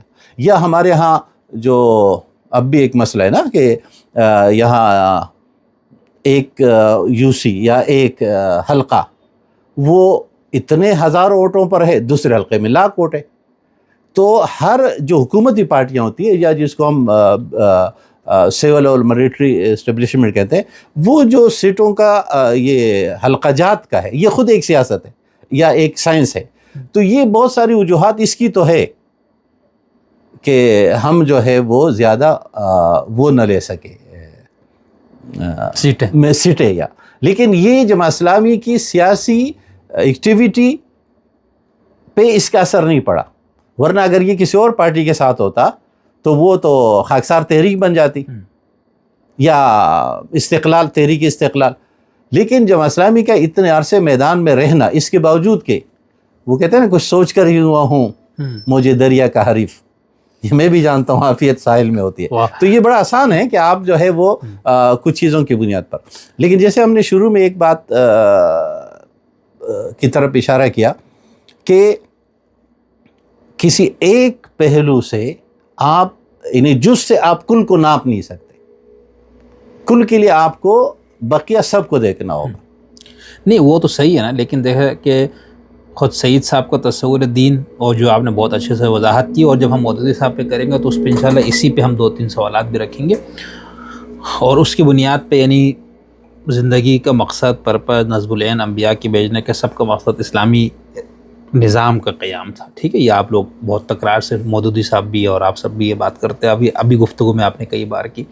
تو ہم یہ جاننا چاہ رہے ہیں نا کہ بھئی اس کے لیے 2 طریقے تھے نا، یا تو آپ انقلاب کے ذریعے ایک مسلح جد و جہد کریں، یا جو اس طرح سے کر کے آپ اقتدار پہ قابض ہو جائیں اور اس کے بعد سسٹم تبدیل کریں. دوسرا جمہوری. تو ہم آپ سے اس لیے یہاں پر سوال یہ بار بار اس پہلو سے اس لیے بن رہا ہے آپ سے، اور خصوصاً پاکستان کے پیرا پاکستان کے، اس کا ایک پہلو یہ ہے کہ جب آپ تبدیلی کی بات کرتے ہیں، جب آپ کامیابیوں کی بات کرتے ہیں، تو بہت مرتبہ ایسا ہوتا ہے کہ آپ یہاں پودا لگاتے ہیں تو اس کا پل کہیں کہیں جا کر پہنچتا ہے۔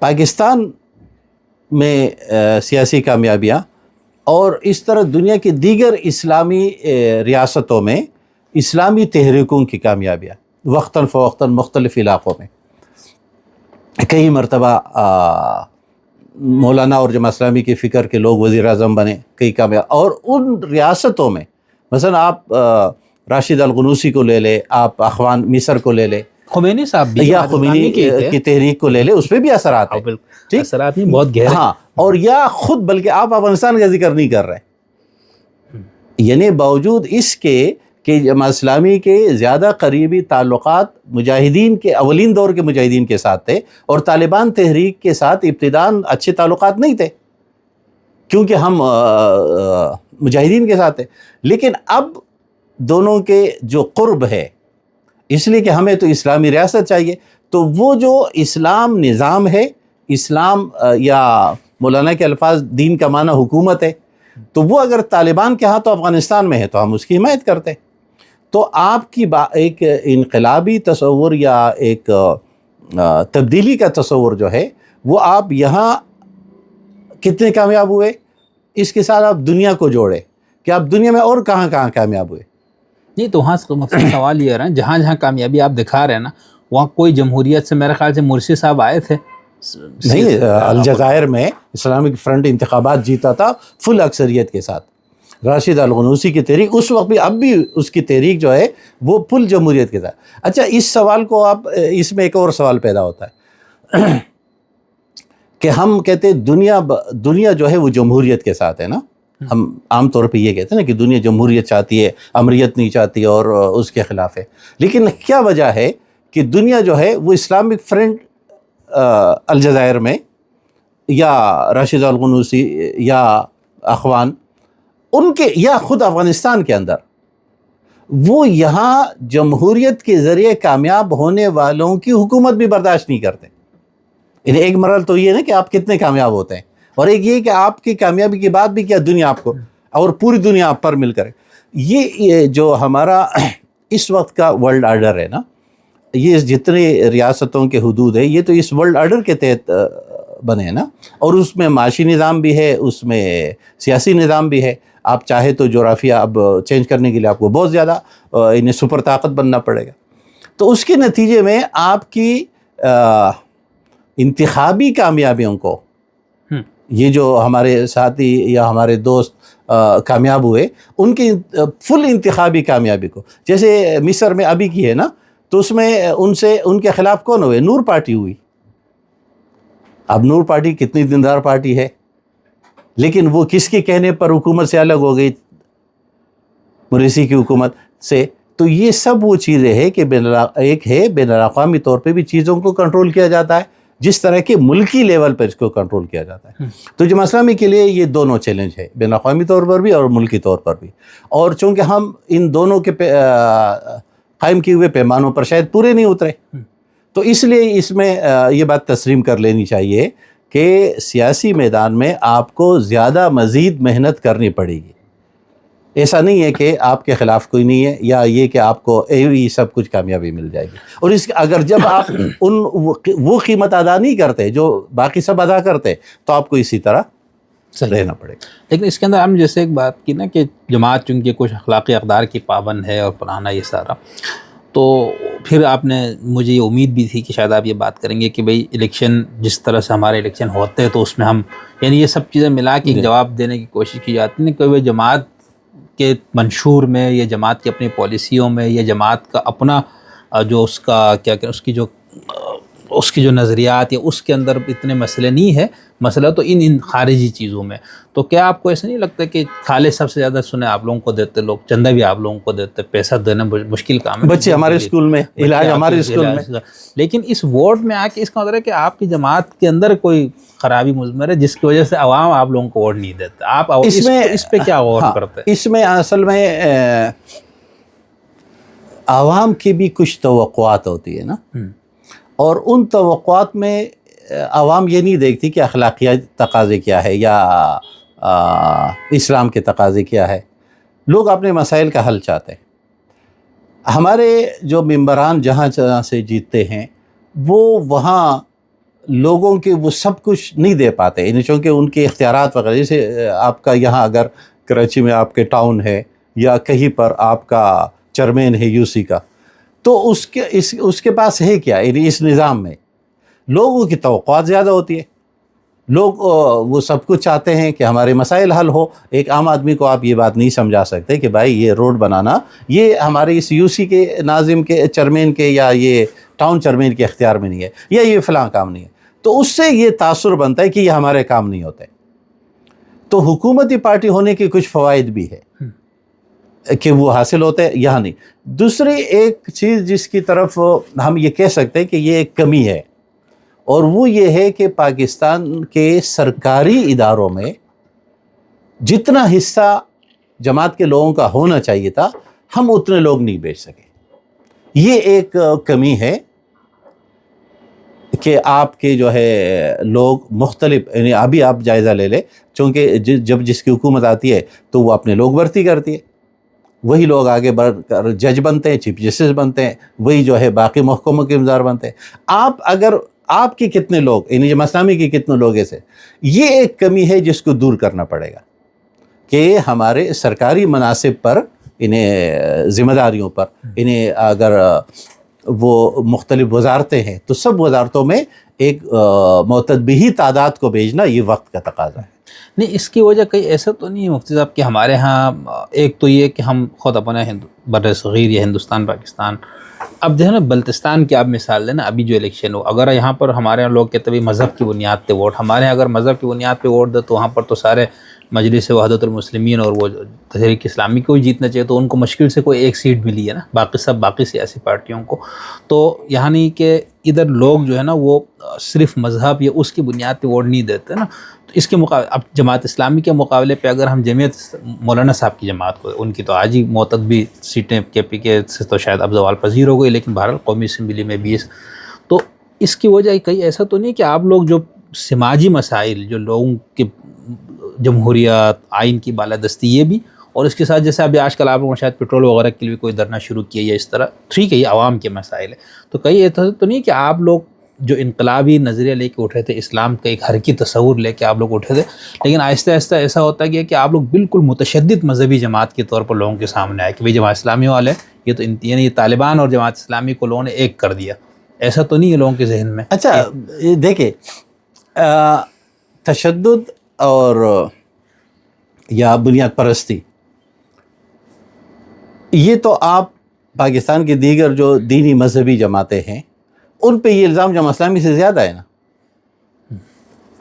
یعنی مثلا پرو طالبان آپ کی جماعت پہ تو نہیں ہے. نہیں، طالبان کے سب سے قریبی کون سمجھے جاتے ہیں؟ اور جب طالبان کی حکومت آئی تو کون پاکستان سے جو ہے وہ آرمی ہیلی کاپٹر میں کابل جاتے رہے اور آتے رہے نا. تو اس میں کوئی شک نہیں ہے کہ جہاد افغانستان میں جماعت اسلامی کی طرح جمعیت علماء اسلام نے بھی اہم کردار ادا کیے، وہ انکار نہیں کرنا چاہیے، نہ کریڈٹ اکیلا لینا چاہیے. سیاسی ایکٹیویٹی جس طرح باقی سب پارٹیاں کرتی اس طرح جماعت اسلامی کرتی ہے. تو یہ سوال تو ہے نا کہ جب سیاسی سرگرمیاں ایک جیسی ہے بلکہ زیادہ ہے تو پھر وہ آخر کون سے سرخاب کے پر نہیں ہے جس کی وجہ سے یہ ہو رہا ہے. اب ہم اس کو اگر صرف یہ کہیں کہ بھائی جی یہ کچھ خلائی فیصلے ایسے ہوتے ہیں، یا اس کو پاکستان میں کنٹرول انتخابات، کنٹرول اسمبلیاں، یہ ایک بڑا مسئلہ ہے جس کی وجہ سے میرے خیال سے یہ ہو رہا ہے. ورنہ تو اگر کوئی یہ کہے کہ جماعت اسلامی کی سیاسی سرگرمیاں پوری نہیں ہیں یا کوئی اور کمی ہے یا لوگوں کے ساتھ ہمارا رویہ یا لوگوں کی خدمت. تو خدمات کی اتنی بھرمار ہونے کے باوجود جو پاکستان کی کسی بھی دوسری پارٹی کے مقابلے میں جماعت اسلامی کی زیادہ ہے انہیں پہلوؤں کے پوائنٹس کے لحاظ سے، تو تب بھی یہ جو خاموش حمایت ہے، یہ جو پلس رائے ہے، اس کو بلڈ پیپر میں چینج کرنا، بدلنا اور یہاں جمع کرنا، اس کے لیے میرے خیال میں مزید زیادہ سائنسی لحاظ سے اور جدید لحاظ سے اس کے لیے کاوش ہونی چاہیے. صحیح. جیسے آپ نے کہا نا کہ کنٹرول اسمبلی یا یہ تو، لیکن اب تو جماعت پہ بھی الزام لگ گیا تھا منور صاحب کو جب دوبارہ امیر نہیں بنایا کہ جماعت بھی کب کنٹرول، جہاں سے اسمبلیاں کنٹرول ہوتی ہے، ایک الزام یہ لگا ہے. اصل میں اس کی ایک بڑی وجہ جو ہے جماعت اسلامی کے جو اندرونی سسٹم ہے نا، اس کو یا معلوم نہ ہونا یا نہ سمجھنا. اچھا. جماعت اسلامی میں جو امیر کا انتخاب ہے وہ یعنی یہ جو لوگ مثلا جماعت اسلامی کے بارے میں ایک بات تو سب کہتے ہیں نا کہ یہاں اندرونی طور پہ یہ پراپرٹی نہیں ہے، مطلب یہ کسی خاندان کی نہیں ہے یا کسی فیملی کی نہیں ہے، یا یہ جو ہے کسی مسلک کی نہیں ہے یا فلاں نہیں ہے، موروثیت نہیں، فلاں فلاں نہیں ہے، اور مختلف بیک گراؤنڈز کے لوگ امیر رہے اور بنے ہیں. تو اگر کوئی ایسا ممکن ہوتا، اور یہ دنیا تسلیم کرتی ہے کہ پاکستان کی منظم سیاسی پارٹی، یعنی جس میں سیاسی نظام منظم ہے یا جس میں اندرونی مشاورت اور جمہوریت ہے، جس میں ایک عام کارکن کبھی امیر بن سکتا ہے، یعنی امکانات ہے، یہ پاکستان کی کسی اور پارٹی میں نہیں ہے. اور لیکن منور صاحب کے خدمات، منور صاحب کی پوری زندگی اور جس طرح انہوں نے گزاری، تو ایسا ممکن نہیں ہے جماعت اسلامی میں اندرونی طور پر، یعنی باہر تو دور کی بات ہے، خود جماعت اسلامی میں اس کا بہت بڑا رد عمل ہوتا اگر کوئی منور صاحب کے بارے میں یہ کرتا ہے کہ بھائی منور صاحب جو ہے وہ اس بنیاد پر ان کو کوئی 2 نمبری طریقے سے یا کوئی اور طریقے سے ان کو، اس لیے کہ انتخابات میں جماعت اسلامی میں وہ کیا کہتے ہیں، یعنی مقابلہ ہوتا ہی نہیں ہے، بلکہ شورا 3 لوگوں کو مشورے کے لیے نامزد کرتی ہے، اس کے علاوہ کو بھی رائے دی جاتی اور جماعت اسلامی کے تمام ارکان رائے دیتے. لیکن منور حسن صاحب کو تو شورا کے اس میں بھی تو نہیں آنے دیا گیا نا، ایسا نہیں ہوا تھا. نہیں، کوئی کسی کو یہ ممکن نہیں ہے جماعت اسلامی میں کہ کوئی کسی کو روکے. نہیں، جو لوگ پوری ریاست اور تمام پارٹیوں کو قابو کر رہے ہو تو ان کے لیے جماعت کے ایک کام کو کرنے میں کیا؟ ہاں، لیکن اس کے طریقے ہوتے ہیں نا، مثلا کون کسی کو کیسے کر. یہ جو جماعت اسلامی کے اندرونی انتخابات کا نظام ہے نا، اس میں رکھنا ممکن نہیں ہے. اچھا. رکھنا اس لیے کہ ایک تو معلوم لوگ ہے، اور یہ جو انتخابی ریکارڈ ہے نا، یہ سال تک محفوظ رہتا ہے. یعنی کوئی آج بھی اگر یہ دیکھنا چاہے کہ منور صاحب کو کتنے ووٹ ملے تھے تو وہ ریکارڈ پورا موجود ہے. صحیح. تو کوئی کبھی بھی، اور اس کی باقاعدہ کوئی چاہے تو تحقیق کروا بھی سکتا ہے. پھر جماعت اسلامی کی شورا ہے، اس میں ہر رکن شریک ہو سکتا ہے، اطلاع دینی پڑتی کہ میں آج بیٹھوں گا. تو یہ انہیں سب کے لیے اپنی دیکھنے، پرکھنے اور اب یہ احتساب کا جو نظام ہے اندرونی نا، مثلا کوئی بھی شخص یہ کرتا تو ظاہر یہ فرد تو نہیں کر سکتا ہے نا، اس کے ساتھ 2-3 لوگ تو اور ہونی چاہیے. بالکل ہونے ظاہر ایک فرد اتنا بڑا کام کیسے کر سکتا ہے؟ یعنی یہ تو ایسا نہیں ہے کہ یہ اسٹور کے ضلع کے جو بلڈ پیپر ہے وہ کوئی پورے بلڈ پیپر ہی غائب ہو جائے نا، بکس ہی غائب ہو جائے. اب اگر بکس غائب ہو تو 1000 لوگوں کو پتہ ہے کہ کوئی لے کر گیا ہو، کہیں ہوا. تو یہ جو اندرونی جماعت کا احتساب کا نظام ہے اس میں یہ ممکن نہیں ہے. اچھا. باوجود اس کے کہ آپ ایک انسانی جماعت ہونے کے لحاظ سے ہزاروں خامیاں افراد میں ہو سکتی ہے، لیکن اس طرح کی کوئی منظم کاوش کے جس کے نتیجے میں آپ کسی امیر کو امارت میں دوبارہ سلیکٹ ہونے سے روکے، منتخب ہونے سے روکے، اور وہ امیر بھی منور حسن صاحب کا ہو جیسے ہو، جیسا. ہاں، تو ظاہر ہے ان کے بعد تو کوئی ان کی طرح نہیں ہے نا. ایسا ہی. تو اس لیے یہ ممکن نہیں ہے. یہ اور پروپیگنڈا یا کہہ دینے میں کوئی قباحت نہیں ہے. اچھا. ہاں. نہیں چلے، بہت چونکہ میرا یہ تھا کہ آپ کو چونکہ اپنا درس و تدریس، افتاء اور اس پہ ہے، تو کچھ میں اس چیز حوالے سے بھی 1-2 چیزیں آپ سے بہتر انداز سے سمجھنا چاہوں گا. لیکن اس سے پہلے میں جماعت پہ بہت سارے اعتراضات کرتے لوگ نا، تو جی۔ میں اب ٹائم اتنا زیادہ نہیں ہے تو میں 2-3 چیزیں آپ کے سامنے کوشش کرتا ہوں رکھنے کی. لیکن نہیں آپ ترتیب بنائیں، اگلی دفعہ میں سب لے لیں گے انشاءاللہ. یہ بھی انشاءاللہ کریں گے. تو اس میں جیسے ایک تو آپ نے جیسے اخلاقیات کی بات کی، جمہوریت کے ذریعے ان تبدیلی لانا، یہ سارا کچھ، لیکن جماعت نے پاکستان کی جو بدترین ڈکٹیٹر تھا جنرل ضیاء الحق صاحب، ان کے ساتھ جس طرح جپی ڈال کے آپ لوگوں نے کیا، اور پھر اس کے بعد پاکستان میں ان کے بنائے ہوئے آئین میں ترمیمات اور جو سخت سے سخت قوانین بنائے، جس کی وجہ سے ابھی تک اقلیتوں کو، خاص طور پر احمدیوں کو جس طرح سے ٹارگٹ کیا جا رہا ہے، اس میں جماعت کو کوئی وہ نہیں ہے. یہ کون سے اسلام کے مطابق کیا تھا جماعت؟ اچھا پہلے تو یہ کہیں نا، آپ کہہ رہے ہیں کہ سب سے بدترین ضیاء الحق تھا، ڈکٹیٹر جتنے ہیں تو ان میں ضیاء الحق کیوں بدترین ہے ایوب کے مقابلے میں مثلا؟ کیونکہ میں نے بتایا اس نے سب سے زیادہ مذہبی انتہا پسندی پھیلائی، یہاں پر نفرتوں کو اور کلاشنکوف کلچر کے تلایا گیا، یہ سارا کچھ. تو یہ بہت ساری آپ ایک ایک پہ بات کر لیتے چلے.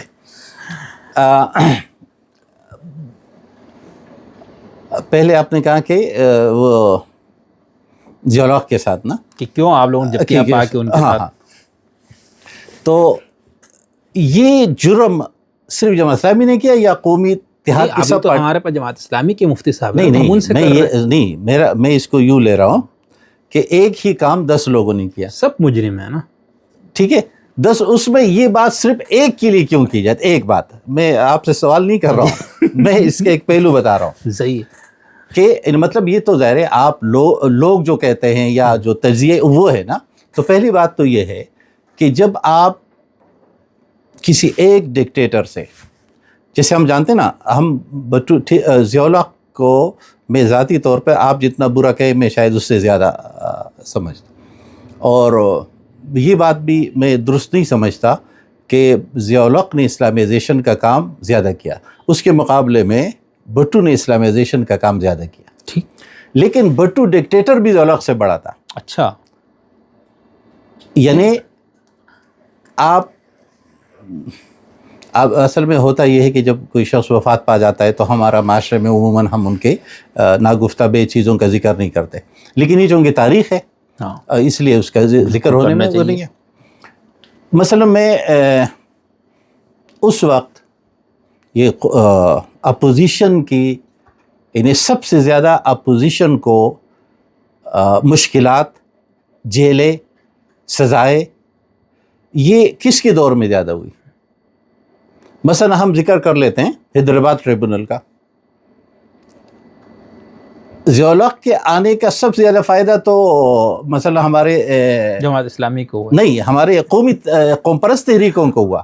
صحیح، ورنہ تو بھٹو نے ان سب کو سزائے موت کے لیے وہ کی تھی، بغاوت کا، غداری کا مقدمہ تھا. تو فائدہ کس کو ہوا؟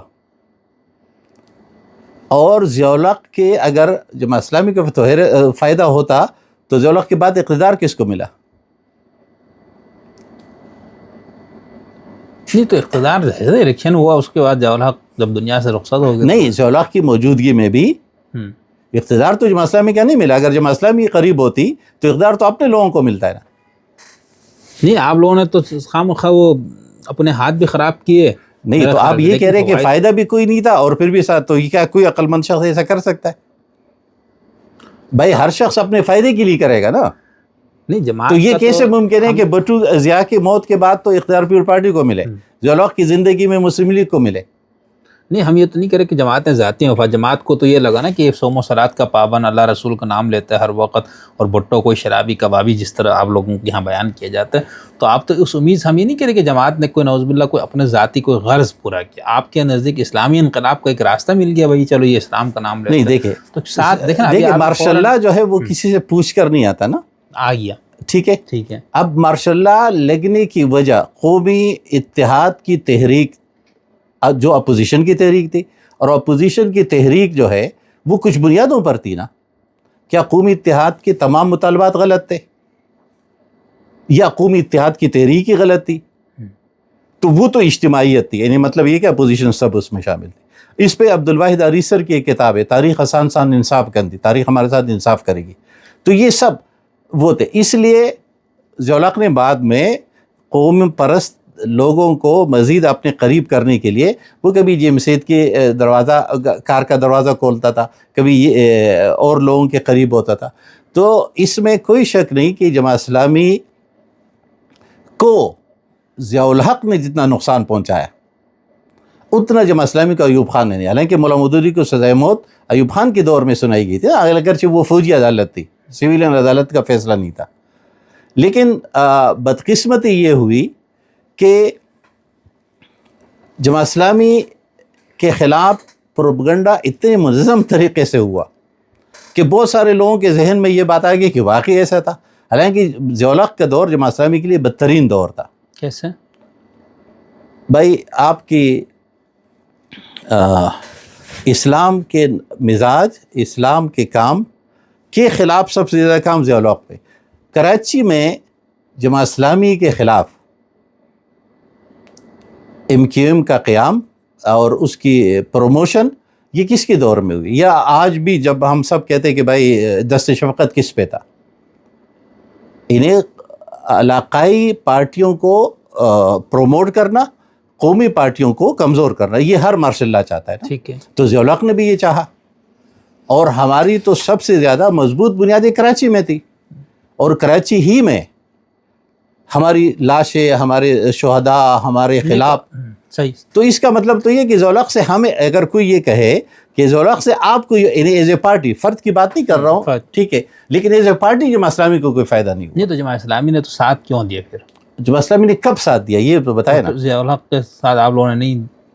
جب قومی اتحاد نے کابینہ میں جانے کا فیصلہ کیا، وہ 4 مہینے میں ہم ساتھ تھے.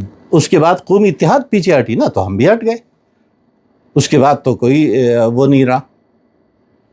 اچھا، جماعت اسلامی کی طرف سے ضیاء الحق کے علاوہ یہ کہہ رہے کہ کوئی ان کے ساتھ، اس کے ساتھ تعاون کوئی نہیں تھا، اور یہ بلکہ آپ اس دور کے میں پروفیسر غفور صاحب کی اس موضوع پر کتابیں ہیں، وہ خود پروفیسر غفور صاحب کا کردار، بلکہ لوگوں نے تو یہاں تک ہمارے صحافت میں اس وقت یہ بات مشہور تھی کہ بھائی پروفیسر غفور صاحب جو ہے وہ جماعت اسلامی سے جانے والے، انہیں اتنی وہ اس طرح اسلامی جو طلبہ کے ہمارے معراج بھائی اور ان کے خلاف اس دور میں جو مقدمات قائم ہوئے، تو یہ سب وہ ہے کہ ہمیں تو جس طرح بٹو دور میں بھگتنا پڑا، ڈاکٹر نذیر شہید، اس طرح ہمیں ضیاء دور میں بھگتنا پڑا.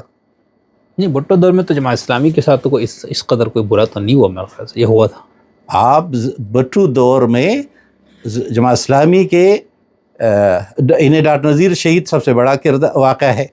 اس کے بعد آپ جیلوں میں، قیدیوں میں، یہاں تک کہ جو بدترین سزائیں دی گئی، مار پیٹ، تو وہ تو تمام اپوزیشن کے ساتھ ہوئی، جماعت اسلامی کے ساتھ بھی ہوئی. صحیح. لیکن جماعت پہ پھر یہ بھی ایک الزام کیوں لگتا ہے کہ پاکستان میں مذہبی انتہا پسندی، عدم برداشت، اور خاص طور پر یہ حدود آرڈیننس، قانون سازی، ان کے ذریعے پاکستانی معاشرے کو متشدد بنانے میں یا لوگوں کو اس میں کہتے ہیں کہ جماعت نے بہت کردار ادا کیا، تو یہ الزام کیوں آپ پہ لگتا ہے؟ اصل میں الزام کے لیے تو کوئی بنیاد ہونا ضروری نہیں ہے. جب آپ کہہ رہے کہ الزام کیوں لگتا ہے، تو الزام تو کوئی بھی لگ سکتا ہے، کوئی بھی لگا سکتا ہے. ہاں، البتہ اس کی تجزیے کی ضرورت ہے کہ ایسا کیوں ہوا ہے.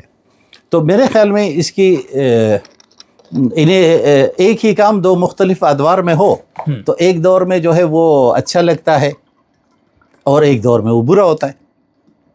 جیسے مولانا مودودی کی جو تصنیف ہے الجہاد فی الاسلام، ٹھیک، اسے بر صغیر میں محمد علی جوہر سے لے کر یا اقبال یا ایسے سب لوگ، اور یہ بھی وہ دور تھا جب بین الاقوامی طور پر جہاد کو دہشت گردی سمجھا گیا. تو مولانا نے کتاب لکھی، اور جہاد کو دہشت گردی کیوں سمجھا گیا؟ جب سوڈان میں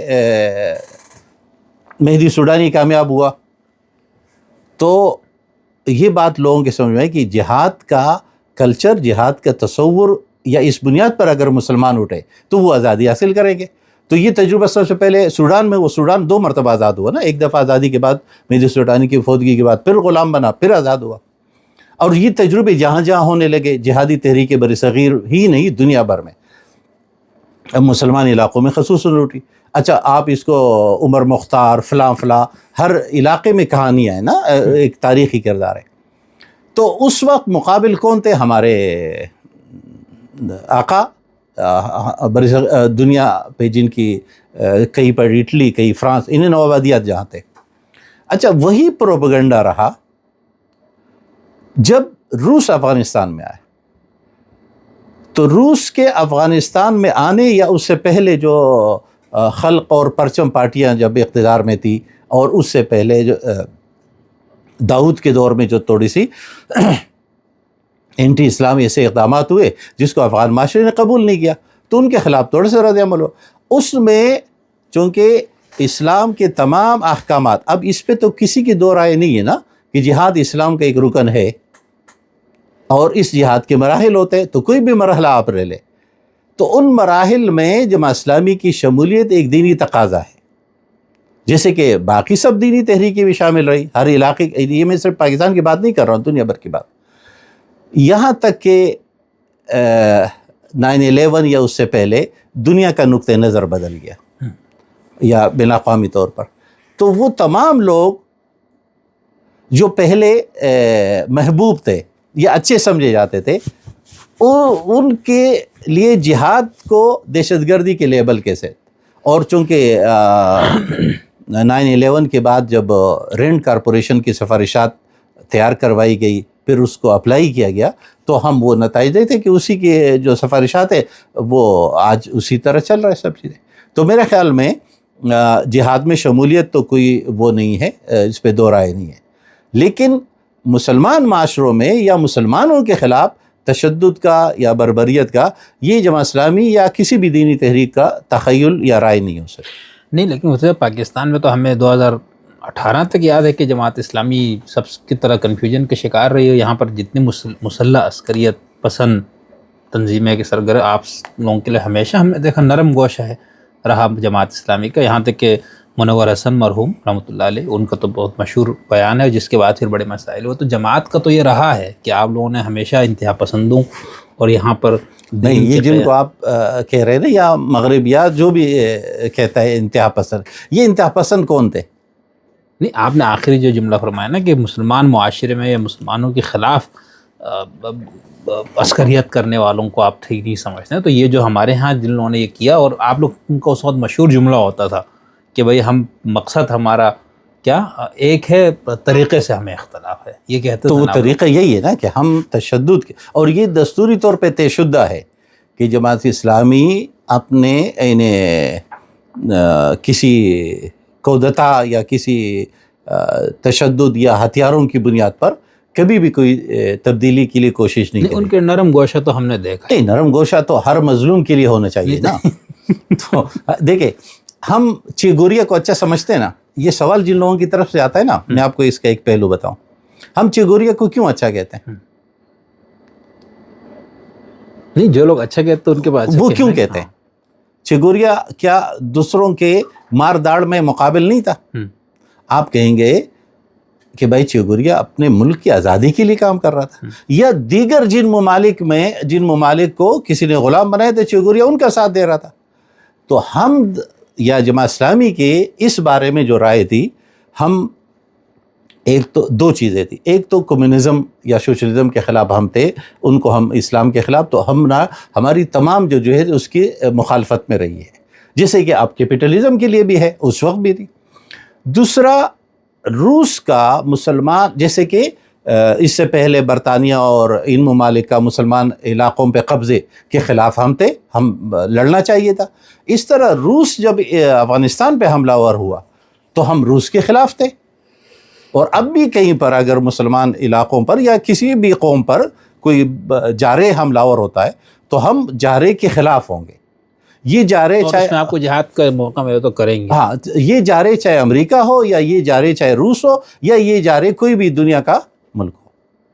صحیح. لیکن تو اس پہ کوئی دو رائے نہیں ہے. لیکن یہ آپ اس بات کو نہیں تسلیم کریں کہ ہمارے پاکستان میں جو 2005-06 سے لے کر 2018-19 تک جو بہت پرتشدد ایک دور رہا اسلامی نظام کے قیام کے لیے کچھ تنظیموں کا، تو اس کے لیے جماعت کا کے دل میں نرم گوشہ آپ نہیں مان رہے اس کو تھا؟ میرے خیال میں یہ اگر وہ لوگ ہیں جو پہلے جہادی پس منظر میں تھے، تو چونکہ اس جہادی پس منظر جب وہ پہلے مثلا روس کے خلاف وہ ہمارے ساتھ لڑ رہے تھے تو وہ ہمدردیاں ہماری تھی اور اب بھی ہے، لیکن اس بنیاد پر کہ کوئی شخص جو ہے وہ پاکستان کے خلاف ہے تو میری ہمدردیاں اس بنیاد پر ہے کہ وہ پاکستان کو توڑنا چاہتا ہے یا پاکستان کے خلاف وہ ملیٹنسی کرنا چاہتا ہے، تو ایسا نہیں ہے۔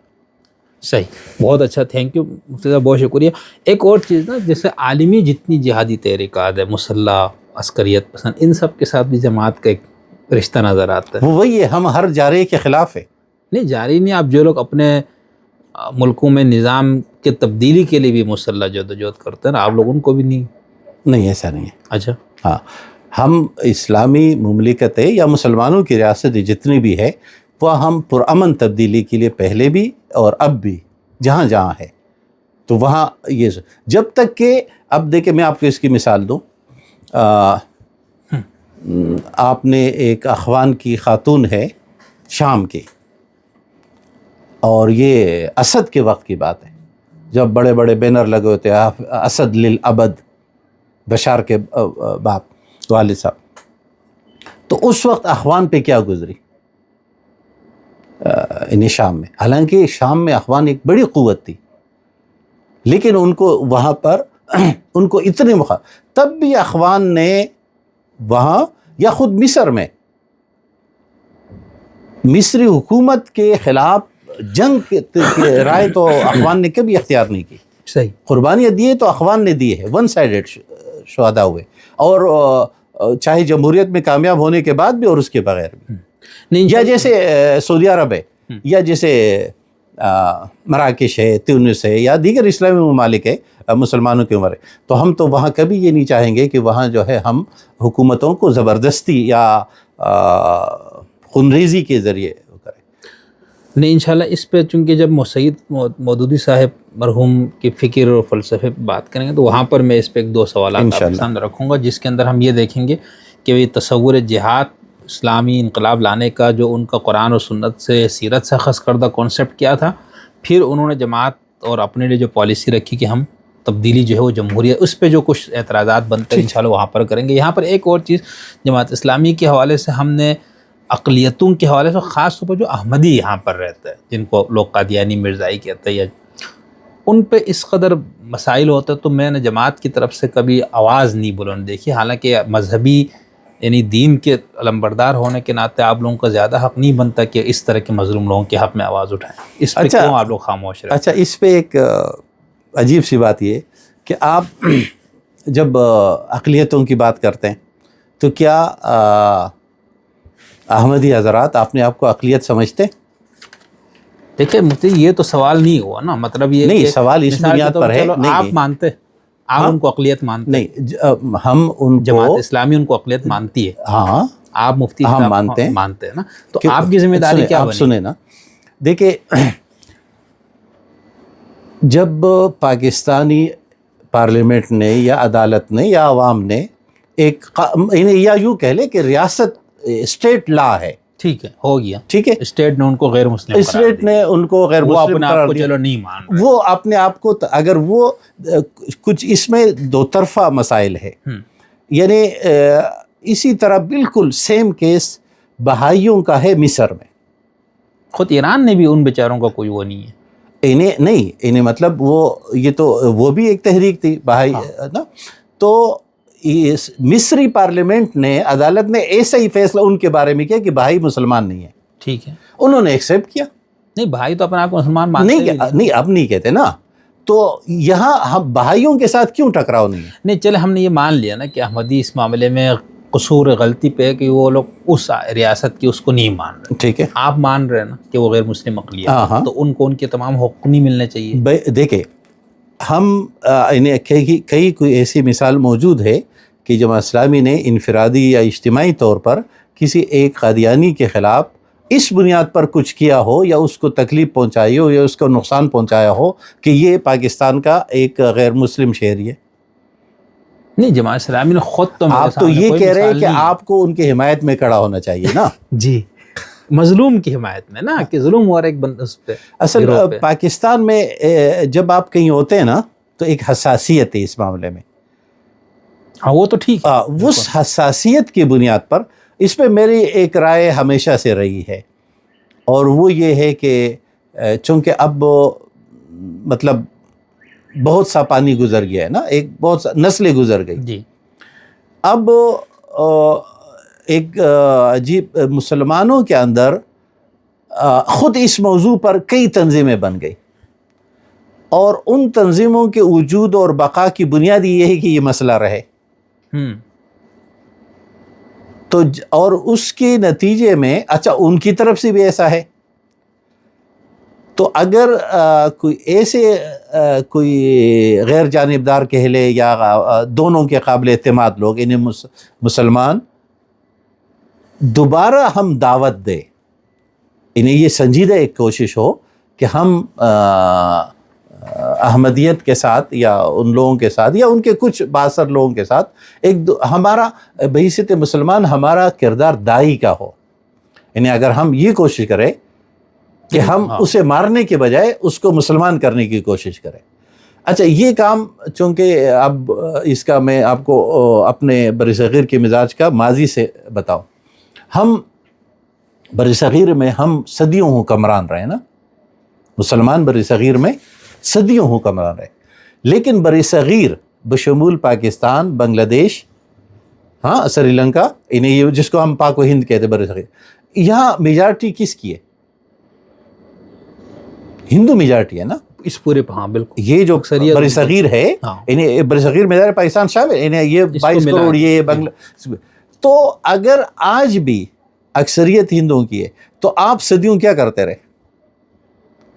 ہماری حکومت کرتے رہے، ہاں ہم ایک سیکولر امپائر چلاتے رہے، ہم ہمارے ہاں انہیں اب یہ ایک مجموعی بات ہو جائے گی کہ ہمارے ہاں جو دائی ہے وہ عالم نہیں ہے، اور جو عالم ہے وہ دائی نہیں ہے، واہ، جس کے نتیجے میں یہ مسئلہ پیدا ہوا۔ اگر ہم حالانکہ اسلام اور عیسائیت وہ دو مذہب جو تبلیغ پہ یقین رکھتی ہے، ہندو مت تبلیغی مذہب نہیں ہے، یہودیت تبلیغی مذہب نہیں ہے، پارسی تبلیغی مذہب نہیں ہے، آپ کوئی چاہے بھی تو پارسی نہیں ہو سکتا، کوئی چاہے بھی تو ہندو نہیں ہو سکتا، یہودی اگرچہ وہ 2 نمبر راستے سب نے بنائے ہوئے، تو یہاں بھی یہ مسئلہ ہے کہ ہمارا یہ جو فریض منصبی ہے کہ ہم اور اس میں بھی مسئلہ وہی ہے کہ ایک کام جس طرح فرد کی ذمہ داری ہے اس طرح ریاست کی ذمہ داری ہے۔ کیا پاکستانی ریاست یہ چاہتی ہے کہ یہاں کے جو مذہبی مسائل ہے وہ حل ہو، چاہے وہ یہاں کی مسلکی لڑائیاں ہو یا وہ یہ اقلیتوں کے ساتھ لڑائیاں ہو یا یہاں کی زبان کی بنیاد پر لڑائی ہے؟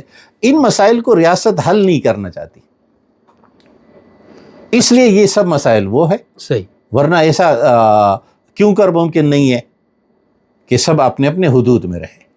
نہیں بہت نہیں، میں یہاں پر دیکھیں نا، خود مولانا صاحب کی جو احمدیت کے اوپر جو کام ہے بہت علمی ہے نا، مطلب ہاں جن کو وہ خود بم کہتے ہیں، ہاں ان کی کتابوں میں مولانا کی کتاب کو کہتے ہیں ہمارے خلاف بم ہے، بالکل، یعنی اب اس کو میرے خیال سے کوئی احمدی ریسرچ کر کے تحقیق کر اس کو پڑھے گا تو اس کے اندر اس کے دل میں مولانا صاحب کے لیے کوئی نفرت اس طرح سے پیدا نہیں ہوگی نا، اس میں مولانا نے ایک دین کی مبلغ یا تبلیغ کے طور پہ کیا نا، یہ تمہارے کمزوریاں ہیں یا یہ خرابیاں ہیں، یہ اس دلائل کی بنیاد پہ تمہارا موقف صحیح نہیں بنتا، وہ ایک داعیانہ جذبے سے اور اس طرح سے۔ تو میں نے یہ سوال خاص احمدیوں کے حوالے اس لیے کیا کہ میں ایک مذہبی جماعت سے کم مجھے توقع رکھتا ہوں یا توقع ہونی چاہیے کہ بھائی اس طرح کے معاملات میں شاید وہ زیادہ حساسیت دکھائے، بھائی اس میں مذہب بدنام ہو رہا ہے، یعنی اب وہی ویڈیوز یا وہ چیزیں جب دنیا بھر میں جاتی ہے تو اس کے اندر لوگ یہی کہتے ہیں نا یار یہ اسلام کا شاید یہ ہے کہ اس طرح کے لوگوں سے، تو میں نے خاص اس لیے یہ سوال کیا تھا، انشاءاللہ اس پہ مولانا نے ایک جگہ خصوصاً جہاد کے حوالے سے ایک چھوٹا سا پمفلیٹ ہے، جہاد فی سبیل اللہ، اس میں ایک بات لکھی کہ ہماری تصویر کسی اور نے بنائی، یعنی جو ہم نہیں تھے، اور اس تصویر کے نیچے لکھ دیا بوئے خون آتی ہے اس قوم کے افسانوں سے۔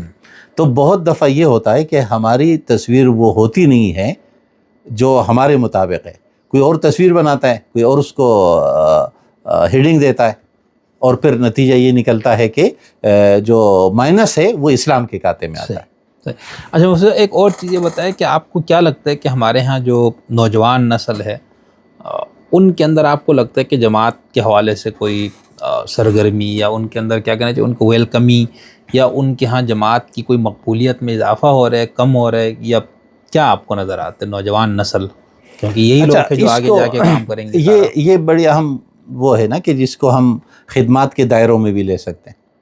دیکھیں جماعت اسلامی کے تعلیمی ادارے رابطۃ المدارس سے کوئی 1700-1800 مدارس رجسٹر ہیں. اچھا جماعت اسلامی کے اسکولوں میں جماعت اسلامی کے ہزاروں اسکول ہے اس میں لاکھوں طلبہ پڑھ رہے ہیں.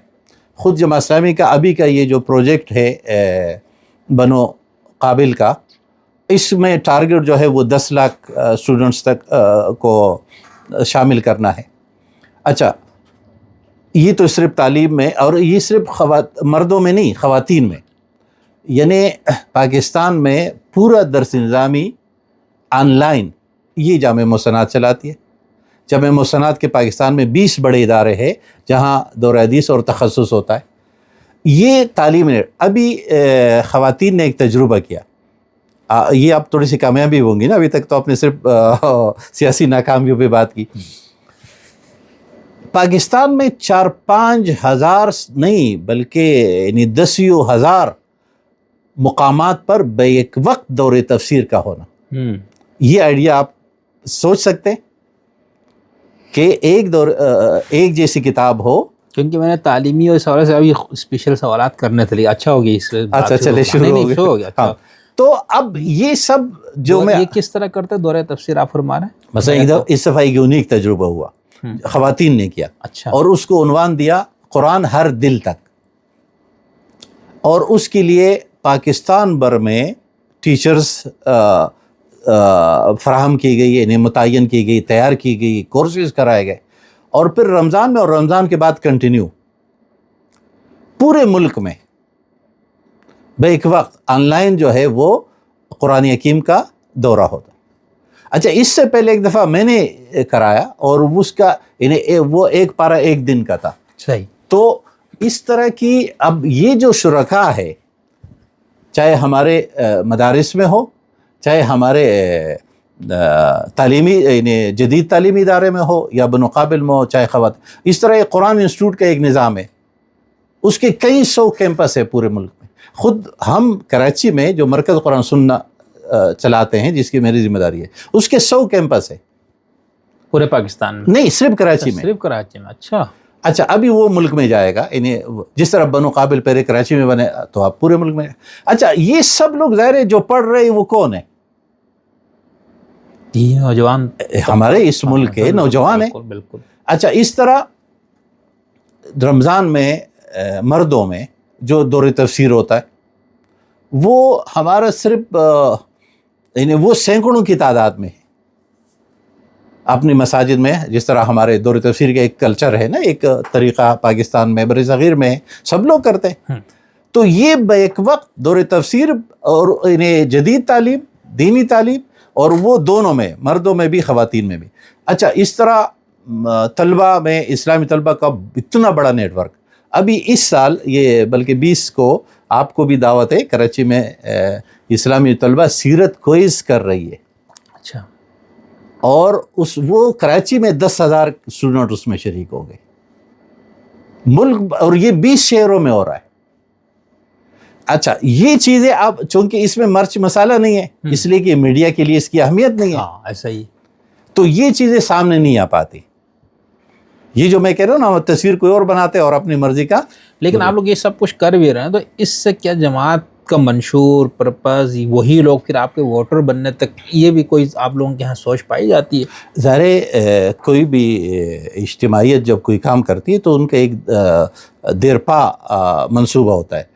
تمام دینی کام کا یا ہمارے جماعت اسلامی کے تمام کام کا مقصد جو ہے وہ اعلاء کلمت اللہ ہے حکومت الہیہ کا قیام ہے اسلام اقامت دین یہ سب اس کے مختلف مراحل ہے اس میں یہ تطہیر افکار بھی ہے یہ سب اور یہ بیک وقت جاری رہے گا.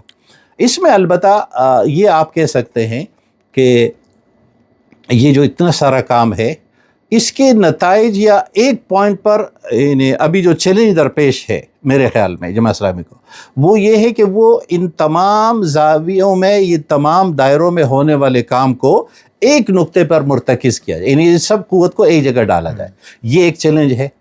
اچھا، دوسرا آپ کہیں گے کہ اس نے جماعت اسلامی کی تو کوئی وہ بتایا نہیں کمی کہ جو ہونی چاہیے نا، کمی کا مطلب یہ کہ یہ جو میں کہتا ہوں میدان ابھی وسیع ہے نا، کہ ہمیں جو ایک علمی چیلنج درپیش تھا جماعت اسلامی کی فکر کی علمی بنیادیں، جیسے مولانا نے تو فکر پیش کی نا، اب وہ ایک جیسے مثلا میں آپ کو مثال دے دوں،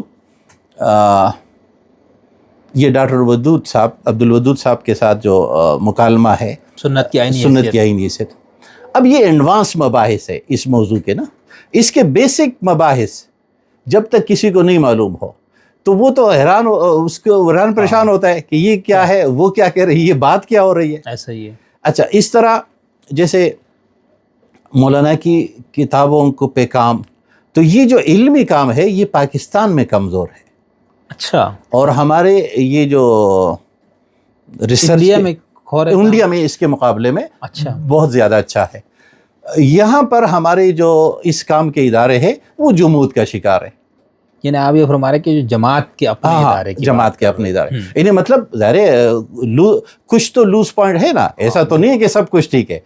دیکھیں قرآن حکیم، اس کی وجہ کہیں ایسا تو نہیں کہ جماعت کا فوکس جو ہے نا وہ سیاست پہ ہو گیا، جبکہ اس علاقے میں وہاں پر سیاست پہ آپ لوگوں کا کام ہی نہیں، تو آپ لوگ اپنے اصل علمی فکری پہ، ایسا تو نہیں لگ رہا؟ اصل میں سیاست کا کام، اور یہ ایک بہانہ تو ہو سکتا ہے جو لوگ یہ نہیں بھائی آپ کو سیاسی کام میں ہزاروں لوگ چاہیے، وہ تو الگ موجود ہیں لوگ، لیکن علمی کام کے لیے تو آپ کو 8-10 لوگ چاہیے نا، مطلب آپ کو ایک ادارے میں کتنے اسکالرز چاہیے؟ اگر آپ پاکستان بھر سے 50 اسکالرز بھی لگاتے ہیں، جس کی کمی نہیں ہے، وہ آپ کو کتنا سارا کام کر کے دیں گے؟ تو یہ ایک، اور خود مودودی صاحب کی فکر کے کئی پہلوؤں پہ بہت کام ہو سکتا ہے، آپ یہ فرما رہے ہیں۔ بہت سارا کام ایسا باقی ہے۔ آپ نے اس دن مجھے 1-2 کتابیں دکھائی تھی، میں بہت اس کو دیکھ کے بہت متاثر، وہ جو انڈیا سے غالباً، انڈیا سے نہیں، ہم یہاں انفرادی اور کچھ ایسی کاوشیں ہیں جو لوگ کام، لیکن ان کو ایک ساتھ مربوط کرنا اور ان کو نتیجہ خیز بنا۔ اچھا، اس پہ ایک بات، وہ تو ہم دوسرے میں جب مولانا کے حوالے سے بات کریں گے تو اس میں یہ ہے کہ یہ جو جتنی بڑی شخصیات گزری ہے، صرف مولانا نہیں، اس سے پہلے کے بظاہر لوگ گزرے نا، اسلام بانجھ نہیں ہے، تو یہ سب لوگ اپنی زندگی میں، جیسے آپ کے لیے امام بخاری، ہم سب کے لیے آج امام بخاری جیسے ہے کہ اپنی زندگی میں وہ ایسے تھے، ان کو تو بالکل ہی کیسے کیا کچھ نہیں کیا۔ اور عجیب مماثلت یہ کہ جو کچھ امام بخاری کے ساتھ ہوا، بلکہ اس سے پہلے امام حنیفہ کو لے لے، امام مالک کو لے لے، احمد ابن حنبل کو لے، اس کے بعد قریب میں ابن تیمیہ کو لے لے، شاہ ولی اللہ کو لے لے، یہ ہر ایک کی قبر سے خوشبو آتی ہے، زندگی میں ہم قبر کی جگہ دینے کے لیے تیار نہیں ہوتے۔ ایسا ہی تو مسلمان معاشرے نے جو کچھ ان کے ساتھ کیا وہی کچھ مولانا مودودی کے ساتھ کیا، تو یہ تاریخ کا ایک ایسا تسلسل ہے، اور اس کا مطلب ہے ایک عمل ایک ہے تو رد عمل بھی ایک ہے، ایسا ہی یہ سید قطب کے ساتھ دیکھے، یہ سب کے ساتھ، اور یہ اس میں 50 سال لگتے ہیں، یہ جو معاشرہ بدلتے ہیں نا، عموماً تاریخی طور پر 50 سال، بلکہ بعض دفعہ تو یہ اتنا بدل جاتا ہے، انہیں اتنے زیادہ شخصیت وہ ہو جاتی ہے کہ خلیل جبران نے ایک جملہ لکھا ہے کہ مسیح حقیقی اور موجودہ مسیح دونوں کی ملاقات کوہ کرمل پہ ہوئی، ایک پہاڑ ہے کوہ کرمل، تو کہتے حقیقی مسیح نے موجودہ مسیح سے کہا کہ میں تو اتنا بڑا نہیں تھا، تم تو مجھ سے بھی بہت بڑے ہو گئے، تو ہم زندگی میں وہ جتنے ہونی چاہیے تھے ان سے وہ بہت بڑے ہو جاتے ہیں فوتگی کے بعد، تو یہ مراحل جو آتے ہیں۔ تو ایک یہ جتنا یعنی تعلیم میں اس طرح رفائی لحاظ سے، مثلا آپ پاکستان میں کتنے ادارے ہوں گے رفائی جو الخدمت جتنے بڑے ہو، آپ زیادہ سے زیادہ 2-3 کہہ سکتے ہیں کہ بھائی یہ ایکول ادارے یا اتنے بڑے، لیکن ایک ایسی پارٹی، ایک سیاسی پارٹی جس کے ایک طرف اتنے ہزاروں مدارس ہے، اتنے ہزاروں اسکول ہے، اتنے ہزاروں وہ ہے اسپتال تو سینکڑوں ہوں گے، ہزاروں نہیں ہوں گے، یا چھوٹے چھوٹے ملا لے تو یا دنیا کے یا کسی بھی اور. اچھا اس کا ایک اور پہلو بھی ہے کہ آپ کے دنیا بھر میں اگر 50 ممالک میں جماعت اسلامی ہے، آپ کا نیٹ ورک جو ہے 50-60 ممالک میں ہے، اور انہی کے ساتھ آپ کی وہ سب ایکٹیویٹیز بھی جاری ہے. اچھا ہم جیسے آن لائن یہاں پڑھاتے ہیں تو بیرونی ملک بھی پڑھاتے ہیں. تو یہ سب وہ چیزیں ہیں جو جماعت اسلامی کی پلس اور اس امت کے لیے، اس قوم کے لیے اپنے حصہ ملانے کی بات بہت ہے. نہیں اصل میں کچھ دوست بھی کہیں گے شروع میں جو میں نے ایک بات کی تھی، مجھے لگتا ہے کہ ہم نے سیاست کے حوالے سے تھوڑی زیادہ اس کی وجہ مفتی صاحب جیسے آپ نے بھی فرمایا نا، اور ہمارا اپنے ذہن میں نا کہ جماعت اسلامی بنیادی طور پر تو اقامت دین کی تحریک ہے، اور اقامت دین ظاہر ہے تو سیاسی کام ہی ہے نا، یعنی بلکہ پولیٹیکل اسلام جس کو کہا جاتا ہے اس کے بانی سید مودودی صاحب کو کہا جاتا ہے پوری دنیا کے اندر. تو اس لیے جہاں بھی بات ہوگی اس پہ زیادہ ہوگا. اچھا ایک اور چیز مفتی صاحب، یہ جو آپ لوگوں کے یہاں اسکول جماعت کے آپ کہتے ہیں کہ ہزاروں موجود ہے، تو ایک تو یہ بتائیں کیا یہ کوئی فلاحی ٹائپ اسکول ہے یا یہ مہنگے فیسوں والے اسکول، اور دوسرا یہ کہ کیا آپ لوگوں کو اسکول کا ماڈل ایسا بنا ہے جس کو آپ پاکستان کے جو بڑے ٹاپ کے اسکول جن کو کہا جاتا ہے ان کے مقابلے پہ، اگر نہیں تو کیا وجہ نظر آتی ہے آپ کو؟ ہاں اس میں بھی دو باتیں. ایک تو یہ ہے کہ اسکول مختلف ہے، ہر سطح کے اسکول ہے. اچھا یعنی مطلب وہ اسکول بھی ہے جس کو آپ بڑے اسکولوں کے نام پہ کے مقابل پیش کر سکتے ہیں، اور عام لوگوں کے اسکول بھی ہے، کیونکہ معاشرہ آپ کا ایکول نہیں ہے نا. ٹھیک ہے. اب کچھ لوگ وہ فیس افورڈ کر سکتے ہیں، یہ بھی. اب یہ ٹھیک ہے کہ مثلا عثمان پبلک اسکول جو تعلیمی معیار اپنی فیس میں دے رہی ہے، یعنی جو فیس وہ لیتے، وہی معیار اگر آپ کسی اور بڑے برانڈ کے اسکول میں جائے تو آپ کو 10 گنا زیادہ فیس پے کرنا پڑے گا. اچھا یہ فیس آپ کچھ لوگوں کو زیادہ لگے گی اس لیے کہ اس کے مقابلے میں کچھ کم فیس والے ادارے ہیں. تو اس لیے یہ آپ یوں کہہ لیں کہ مختلف درجات ہیں، مختلف سٹیپس ہیں، مختلف گروپس آف اسکول ہے. جیسے عثمان ہے، ارقم ہے، پھر ارقم کے نام سے 2-3 اس طرح. تو یہ ملک بھر کا ایک نیٹ ورک ہے جگہ جگہ. اس میں کچھ لوگوں کے ذاتی ہے، یعنی جماعت کے ساتھیوں کے ذاتی، کچھ جماعت کے ہیں، لیکن ان سے جماعت کماتی نہیں ہے. یہ ایک عجیب بات ہے. اچھا یعنی مطلب عثمان پبلک اسکول کے جتنے فیس ہے سب کچھ ہے، تو ایسا نہیں ہے کہ عثمان پبلک اسکول جماعت اسلامی کو کما کر دے رہی ہے، وہ اسی پہ خرچ ہوگا. ان کے مزید کیمپس بننا، مزید اخراجات جتنے ان کے وہ اپنے پورے کرتے ہیں. اچھا یہی حال اسپتالوں کا بھی ہے کہ اسپتالوں کا جماعت اسلامی اسپتال اس لیے نہیں قائم کرتے کہ اس سے جماعت اسلامی اپنا فنڈ کمائے گی. یعنی جماعت اسلامی کو کسی اسپتال سے جماعت اسلامی کے بیت المال کو پیسے نہیں ملتے، بلکہ وہ اسی پر خرچ ہوتے ہیں. اس کے ظاہر اسٹاف ہے، معیار ہے، یا ان کے وہ بڑھتے رہتے ہیں. مطلب چھوٹا اسپتال ہے تو بڑا اسپتال بڑھے، اور کچھ اس سے بھی بہت بڑے. تو یہ ہے وہ پر. البتہ اس میں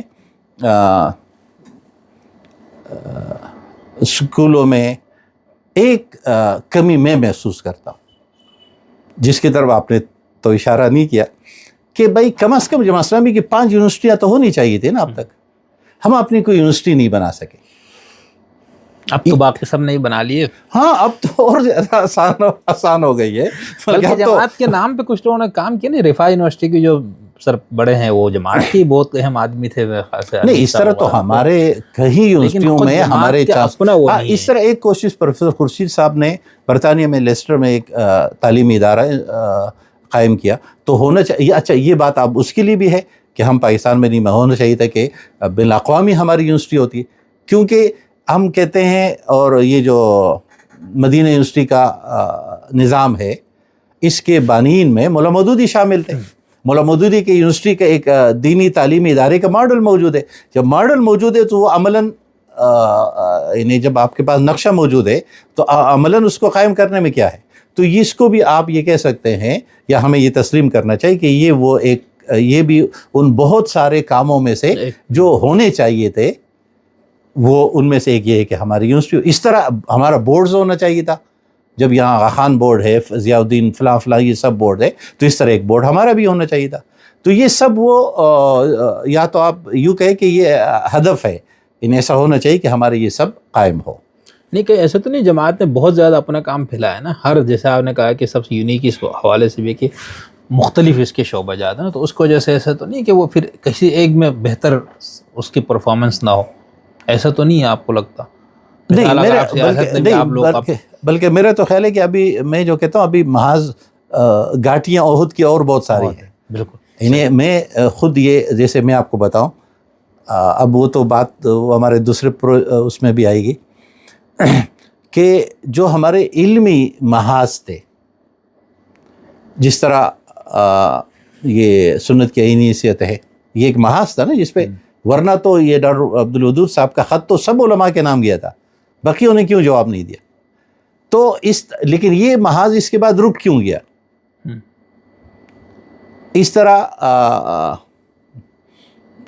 قادیانی مسئلہ، اب اس کتاب کے ظاہر ان دونوں کتابوں کے جوابات لکھے گئے، تو اب ہونا چاہیے تھا کہ اس کے بعد مزید کام اس پہ ہوتا. صحیح. تو یہ علمی لحاظ سے، یا جس کو ہم کہتے ہیں ایڈوانس اسٹڈیز، چاہے وہ یونیورسٹی کی شکل میں ہو یا اس کی شکل میں، اس پہ مزید کام کی ضرورت ہے. لیکن مفتی چلو آخری ایک میں پورشن پہ جاؤں گا جس میں آپ کا خود چونکہ جماعت اسلامی کی مدرسے کے کاموں سے آپ کا زیادہ تعلق ہے، تو اگر ہم آپ سے یہ پوچھنا چاہیں کہ جماعت اسلامی نے بھی وہی نہیں کر دی جو باقی دیوبندی بریلوی اہل حدیث مدرسوں نے کل بس مدرسے بنا لیے، وہاں مولوی تیار ہو رہے ہیں، آپ لوگوں کے مدرسوں کے باقی مسالک کے مدرسوں سے کیا انفرادیت ہے؟ اچھا، اس میں یہ جو میں نے بات کی نا کہ جمود ہے، تو اس میں جہاں ہمارے ریسرچ اداروں میں جمود ہے، علمی ریسرچ اداروں میں، اس طرح یہ جو بورڈ ہے اس میں بھی ایک جمود ہے. اور یہ بات آپ کی بالکل درست ہے، میں اس کی تائید کرتا ہوں کہ وہ بھی اسی طرح کا ایک بورڈ ہے جس طرح سب بورڈ ہے، اور سب بورڈوں میں ادھر سے اس میں نہ تو ایسا ہے کہ کوئی تحریکی فکر کی کوئی کتاب ہے. وہی میں جاننا چاہ رہا ہوں، اس پہ جماعت کی مدرسے ہے تو پھر ہاں ایسا نہیں ہے؟ نہیں، ایسا نہیں ہے انہیں. اچھا، آپ کو ایک دلچسپ بات بتاؤں، یہ جو بورڈز ہے سب نا، ان بورڈزوں کے کتابوں میں فرق نہیں ہے. صحیح ہے. انہیں مطلب وہی کتابیں جو کسی دیوبندی بورڈ میں ہے، وفاق میں ہے، تو وہ وفاق تنظیم اہل سنت میں بھی وہی ہے، اور جماعت اسلامی کے اس میں بھی یہ ہے. درس نظامی اس لحاظ سے وہ ہے، ایک ہی طرح کی کتابیں ہیں جو ہم سب دارس میں پڑھتے، بس فرق یہ ہوتا ہے کیونکہ کتاب کسی نے نچلے درجے میں رکھی ہے تو کسی نے اوپر درجے میں رکھی ہے. تو وہ بہت سارے کام جو ہونے چاہیے تھے وہ جو میں کہہ رہا ہوں کہ نہیں ہو سکے، ان میں سے ایک یہ ہے کہ ہم یہاں سے ادارے کے طور پر، ادارے کا مطلب یہ ہے کہ ہمارا تخصص کا ایک بہت اچھا نظام ہوتا، اور ہم دنیا میں اگر 15-20 موضوعات میں تخصصات ہو رہا ہے، وہ سب ہمارے بورڈ میں بھی ہوتے، اور ہم اس کو زیادہ بہتر انداز میں کر پاتے. تو یہ یا تو ذہنی بالیدگی کا مسئلہ ہے، جو یہ بھی ان کاموں میں ڈال لے جو ابھی ہونی چاہیے لیکن ہو نہیں سکے ابھی تک. نہیں تو لیکن وہ آپ کی بات ٹھیک ہے کہ عملاً جو ہے ہمارا بورڈ یا کوئی اور بورڈ، یہ سب ایک جیسے. اچھا. نہیں تو ہمارے یہاں ایک بہت مہم چلتی ہے، لوگ بات کرتے ہیں نا کوئی جدید تعلیم، یعنی علماء کو یا مدرسے، تو اب اس میں جدید تعلیم سے مراد ایک تو میرے خیال سے ہمارے یہاں فوراً وہی آتے کہ صرف انگریزی سیکھ لینا، وہ تو جدید تعلیم کے اندر جانے کا ایک ٹول ہے نا، ایک ذریعہ ہے. ایک وہ دوسرا یہ ہے کہ بھائی جو دنیا بھر میں جو جدید جو یعنی دین سے متعلقہ بہت سی چیزیں سوشل اسٹڈیز کے اندر ہے، جیسے فلسفی وغیرہ، یعنی اسلام کے جتنے شعبے ہو سکتے ہیں نا علمی لحاظ سے، ان سب شعبوں میں آپ کی اسپیشلائزیشن ہونی چاہیے. اور اس کا ہمارے ہاں ایک آسان طریقہ یہ ہے کہ آپ مثلا میں جیسے میرے خیال میں ابھی تک میری تحقیق میں تو 15 موضوعات میں دنیا بھر میں وہ ہو رہا ہے، تخصص ہو رہا ہے نا. اور اب لوگوں نے یہ السنہ کو ڈال دیا ہے، تو السنہ خود جو ہے وہ کئی سارے ہیں، تو السنہ کو اگر ایک سمجھا جائے، چاہے اس میں آپ پھر 10 زبانوں میں کرے، 5 زبانوں میں کرے، تو ہم کوئی ایک ایسا معیار، جیسے میں آپ کو ایک بتاؤں نا، جماعت اسلامی تو کے تحت، یعنی ہمارے بورڈ کے تحت کوئی اہل حدیثوں کا ادارہ نہیں ہے، یعنی مطلب کوئی ایک ادارہ ہو جس کا نصاب اہل حدیث کا ہو اور بڑے وہ اقامت دین کا کام کرے. تو ہاں، جماعت اسلامی تو اس لیے نہیں ہے نا کہ وہ کسی دیوبندی کو بریلوی بنائے گی یا کسی بریلوی کو اہل حدیث بنائے گی. تو ہمارے ساتھ تو بریلویوں کے ادارے ہونے چاہیے، ہمارے نصاب میں اتنی تنوع ہو،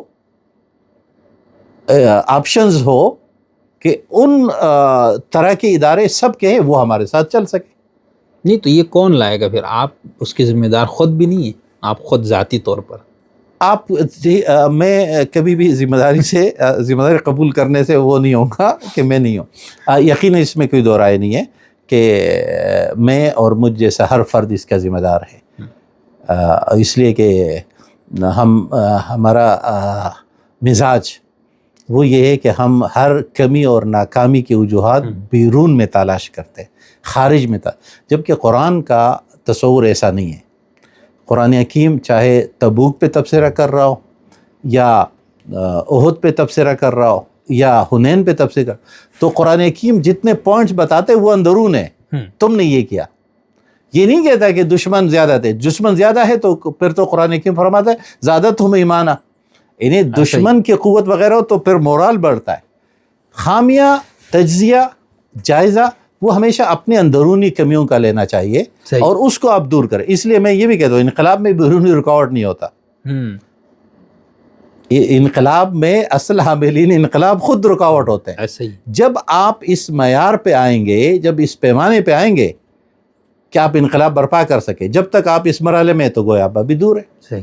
اچھا مطلب اب ٹائم میں نے آپ کا کافی لے لیا، میں بس اب آخری اس کو سمیٹنا چاہ رہا ہوں۔ میں نے موضوع جو رکھنے کی کوشش کی تھی کہ 85 سال کا سفر جماعت اسلامی کیوں بنی تھی اور آج کہاں کھڑی ہے، تو اس کو آپ مختصر بتائیں نا، اب کہاں کھڑی ہے اور آگے آپ کو کیا لگتا ہے کہ جماعت اقامت دین کی جو کہ وجہ ہے جواز جماعت کی، باقی فلاحی ادارے، اسکول، تعلیمی ادارے، اسپتال بنانا، خون کے ٹیسٹ وغیرہ لینا، یہ سب اپنی جگہ بہت اہم، لیکن میں کہہ رہا ہوں کہ جو پرپز یعنی وجہ ہے وجود جماعت اسلامی، اقامت نظام، اور جو جماعت کی سب سے کیا کہنا چاہیے کہ انفرادیت ہے سعید صاحب کے اپنے سارے کام کی، تو اس حوالے سے جماعت آپ کو کیا لگتا ہے کہ کہاں کھڑی ہے اور فیوچر میں آپ کو کیا نظر آتے، کوئی آپ کو روشن تابناک؟ دیکھیں ہم اگر یوں کہیں کہ جو سفر 75 افراد اور 74 روپے سے شروع ہوا تھا، وہ آج افراد کے لحاظ سے، افراد کے معیار کے لحاظ سے، انہیں کوالٹی اور کوانٹٹی دونوں کے اعتبار سے، اور شعبہ جات کے اعتبار سے، بین الاقوامی پھیلاؤ کے لحاظ سے، اس کے لحاظ سے تو یقیناً یہ 80 سال میں 85 سال میں جو سفر طے ہوا وہ، اور اس میں جتنے ہزاروں لوگ عبقری شخصیات استعمال ہوئی، انہیں بہت زیادہ ٹیلنٹڈ اور قربانیوں کے لحاظ سے بھی، مالی ہو یا جانی ہو جسمانی ہو، تو اس کے نتیجے میں پیش رفت پہ تو کوئی دو رائے نہیں ہے۔ صحیح کہ اچھی خاصی کا مطلب ہے انہیں جتنی ہونی چاہیے جس شعبے میں اس حد تک تو ہوئی ہے۔ اچھا، اب اس کو سمیٹنا اور کسی تبدیلی کے مرحلے میں ڈالنا، یہ مرحلہ بھی باقی ہے۔ صحیح، اور اس کا چونکہ تعلق آپ کی منصوبہ بندی سے نہیں، انقلاب کی منصوبہ بندی نہیں ہوتی، انقلاب کا ٹائم نہیں دیا جاتا یا انقلاب کا وقت نہیں متعین کیا جاتا۔ اچھا مطلب آخری بس یہ بتائیں نا کہ وہ جیسے مذہبی لوگوں کو خاص طور پر، اور اس میں اب تو ماشاء اللہ جماعت اسلامی بھی اس میں اس کو ہمارے جو لوگ ہیں نا ان کو ایک خوف محسوس ہوتا ہے مذہبی کہ ان کی حکومت آ گئی، انہوں نے نظام لایا تو پتہ نہیں یہ کیا سے کیا کر دیں گے۔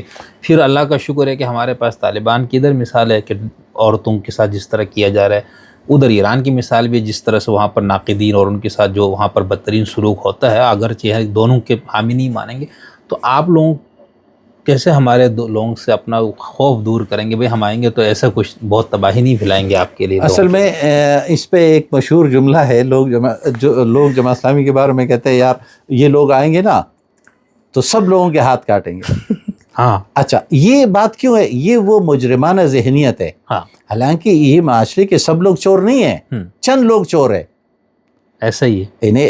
یہ معاشرہ پاکستانی معاشرہ ہو یا مسلمانوں کا یا عام معاشرہ بھی، اس میں ابھی بہت خیر ہے۔ بہت سارے عام لوگ ایسے ہیں جو اتنے ایماندار، اتنے اچھے لوگ ہوتے ہیں کہ آپ یار اس کو تو کسی دینی تحریک کا بہت بڑا ذمہ دار ہونا چاہیے تھا۔ تو اب یہ جو رکاوٹ ہے، یہ جو پہنچ ہے، یہ ایک چیلنج ہے۔ اچھا یہ چیلنج صرف جماعت کی کسی فرد کا نہیں ہے بلکہ یہ مجموعی لحاظ سے ہر دیندار کا چیلنج ہے۔ جیسے ہمارے امام سے ہمارے معاشرے کا لڑکا، نوجوان اپنے سوال نہیں کر پاتا۔ اب اس کی وجوہات ہے کہ جو زبان، جو اسلوب گلی میں، کالج میں ایک عام لڑکے کا ہے، اس پہ تیاری ہمارے امام صاحب کی نہیں ہے، وہ سوالات تک نہیں معلوم۔ تو ابھی یہ ہمیں یہ کرنا چاہیے، اور مجھے بھی اور ہم سب کو، کہ ہم معاشرے کے عام فرد کے سوالات کو جانیں اور اس کے لیے ہماری تیاری ہو. اس میں سب سے پہلا مرحلہ تو ہمارے جو دینی ذمہ دار ہے، چاہے وہ اسکول کی شکل میں ہے، مدرسے کی شکل میں ہے، مسجد کی شکل میں ہے، ان کی یہ تیاری کہ وہ شورش پنہا میں اپنا کردار ادا کر سکیں. نہیں یہ تو ٹھیک ہے، لیکن میں کہہ رہا ہوں ایک جو خوف آتا ہے نا لوگوں کو کہ بھئی یہ مذہبی لوگوں کی حکومت آئے گی تو یہ کس طرح سے اخلاقی ایک اتھارٹی لے کر کس طرح سے لوگوں کی نجی زندگیوں میں اور بہت سی چیزوں پہ آپ لوگ قدغن لگاتے ہیں، عورتوں کے خلاف آپ لوگوں کے بارے میں کہا جاتا ہے. میں نے اس لیے افغانستان طالبان کی مثال، یعنی میں آپ سے یہ کہوں گا نا کہ گزشتہ 20-25-30 سالوں میں آپ مجھے کوئی آئیڈیل ایسے بتائیں نا کہ کون سا افغانستان، ایران، داعش نے اپنے ماشاء اللہ سے اسلامک اسٹیٹ بھی قائم کی تھی وہاں پر، اور میرے خیال سے 1-2 ہوں گے، ان میں آپ ہمارے عام لوگوں کے ماڈل تو کوئی نہیں دکھا سک رہے نا، تو اس خوف کو کیسے دور کریں گے کہ مذہبی لوگوں کے حکومت آئے گی تو وہ ایسا نہیں. جب جو بھی تحریکیں ہوتی ہے، مثلا یہ خوف کمیونزم کے مقابلے میں یہ جو باقی یورپ ہے اس نے نہیں پلا رکھا تھا کہ وہ ایک آہنی دیوار ہے، ایسا ہے نا، لطیفے تک نہیں بنا سکتے، یہ نہیں کر سکتے، انفرادی ملکیت کے بھائی کچھ بھی نہیں رکھ سکتے. ایک تو ہوتا ہے سب مقابل یا متحارب تحریکیں وہ ایک دوسرے کے خلاف پروپگنڈا کرتی ہے. ایک تو اچھا وہ پروپگنڈا جیسے ہم کہتے ہیں جھوٹ اس تسلسل سے بولو کہ لوگوں کو سچ کا یقین ہے، تو ایک تو وہ ہے، اور ایک ریالٹی ہے. ریالٹی تو اس حد تک ہے کہ جہاں آپ کو موقع ملے اس کے 1 سال بعد یہ بات واضح ہوگی کہ آپ کا لوگ. اس میں مولا مودودی کی رائے تو بڑی عجیب سی ہے.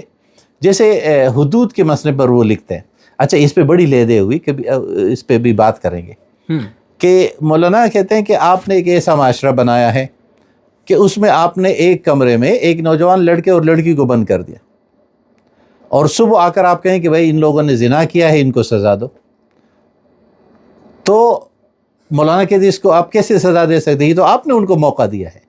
تو جب تک آپ معاشرے کو اسلامائزیشن کے لیے وہ تیار نہیں ہوگا، آپ نے گناہ کے راستے بند نہ کیے ہو، بلکہ نظام آپ کا گناہ کو پروموٹ کرتا ہو، اور اس میں آپ جو ہے وہ یہ بات کہے، تو یہ وہی خوف جو پیدا کیا جاتا ہے.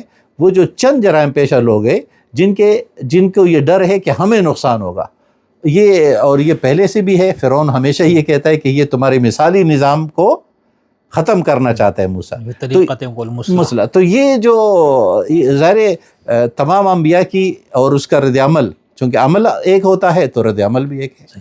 چلیے مفتی صاحب بہت شکریہ. میں نے کوشش کی ہے کچھ طالب علمانہ ٹوٹے پھوٹے سوالات آپ کے سامنے رکھوں جماعت کی تاسیس کے حوالے سے، لیکن انشاءاللہ سعید صاحب کی فکر، فلسفے اور اس پہ بھی آپ سے بہت اہم 2-3 اللہ کرے ممکن ہے کہ نشستیں ہوں. باقی آپ کے اوپر، آپ کتنا ہمیں ٹائم دیتے ہیں. آج جو اتنا لمبا آپ نے ٹائم عنایت فرمایا، بہت تفصیل سے بات کی، اور ہمارے ہر سوال پہ جو کوئی بہت زیادہ کچھ احمقانہ یا کوئی سخت نوعیت کی بھی تھا، آپ نے بہت مسکرا کے ان کا جواب دیا. اس کے لیے میں آپ کا بہت شکر گزار ہوں. تھینک یو مفتی صاحب. اچھا اگلے جو ہم انشاءاللہ مفتی صاحب کے ساتھ کریں گے مودودی صاحب کے حوالے سے، تو اس میں بھی آپ دوستوں کا کوئی سوال ہو تو آپ نیچے کمنٹس میں لکھیں، انشاءاللہ ہم ان سوالوں کو بھی لیں گے، جس میں مفتی صاحب ایک دینی علمی شخصیت ہونے کے ناطے ان سے سعید صاحب کی فکر کے حوالے سے جب بات ہو. تھینک یو مفتی صاحب. بہت بہت شکریہ، آپ نے موقع دیا اور ہم بہت سارا حال دل ایک دوسرے کو کہہ سکے. بہت جزاک اللہ خیر. السلام علیکم.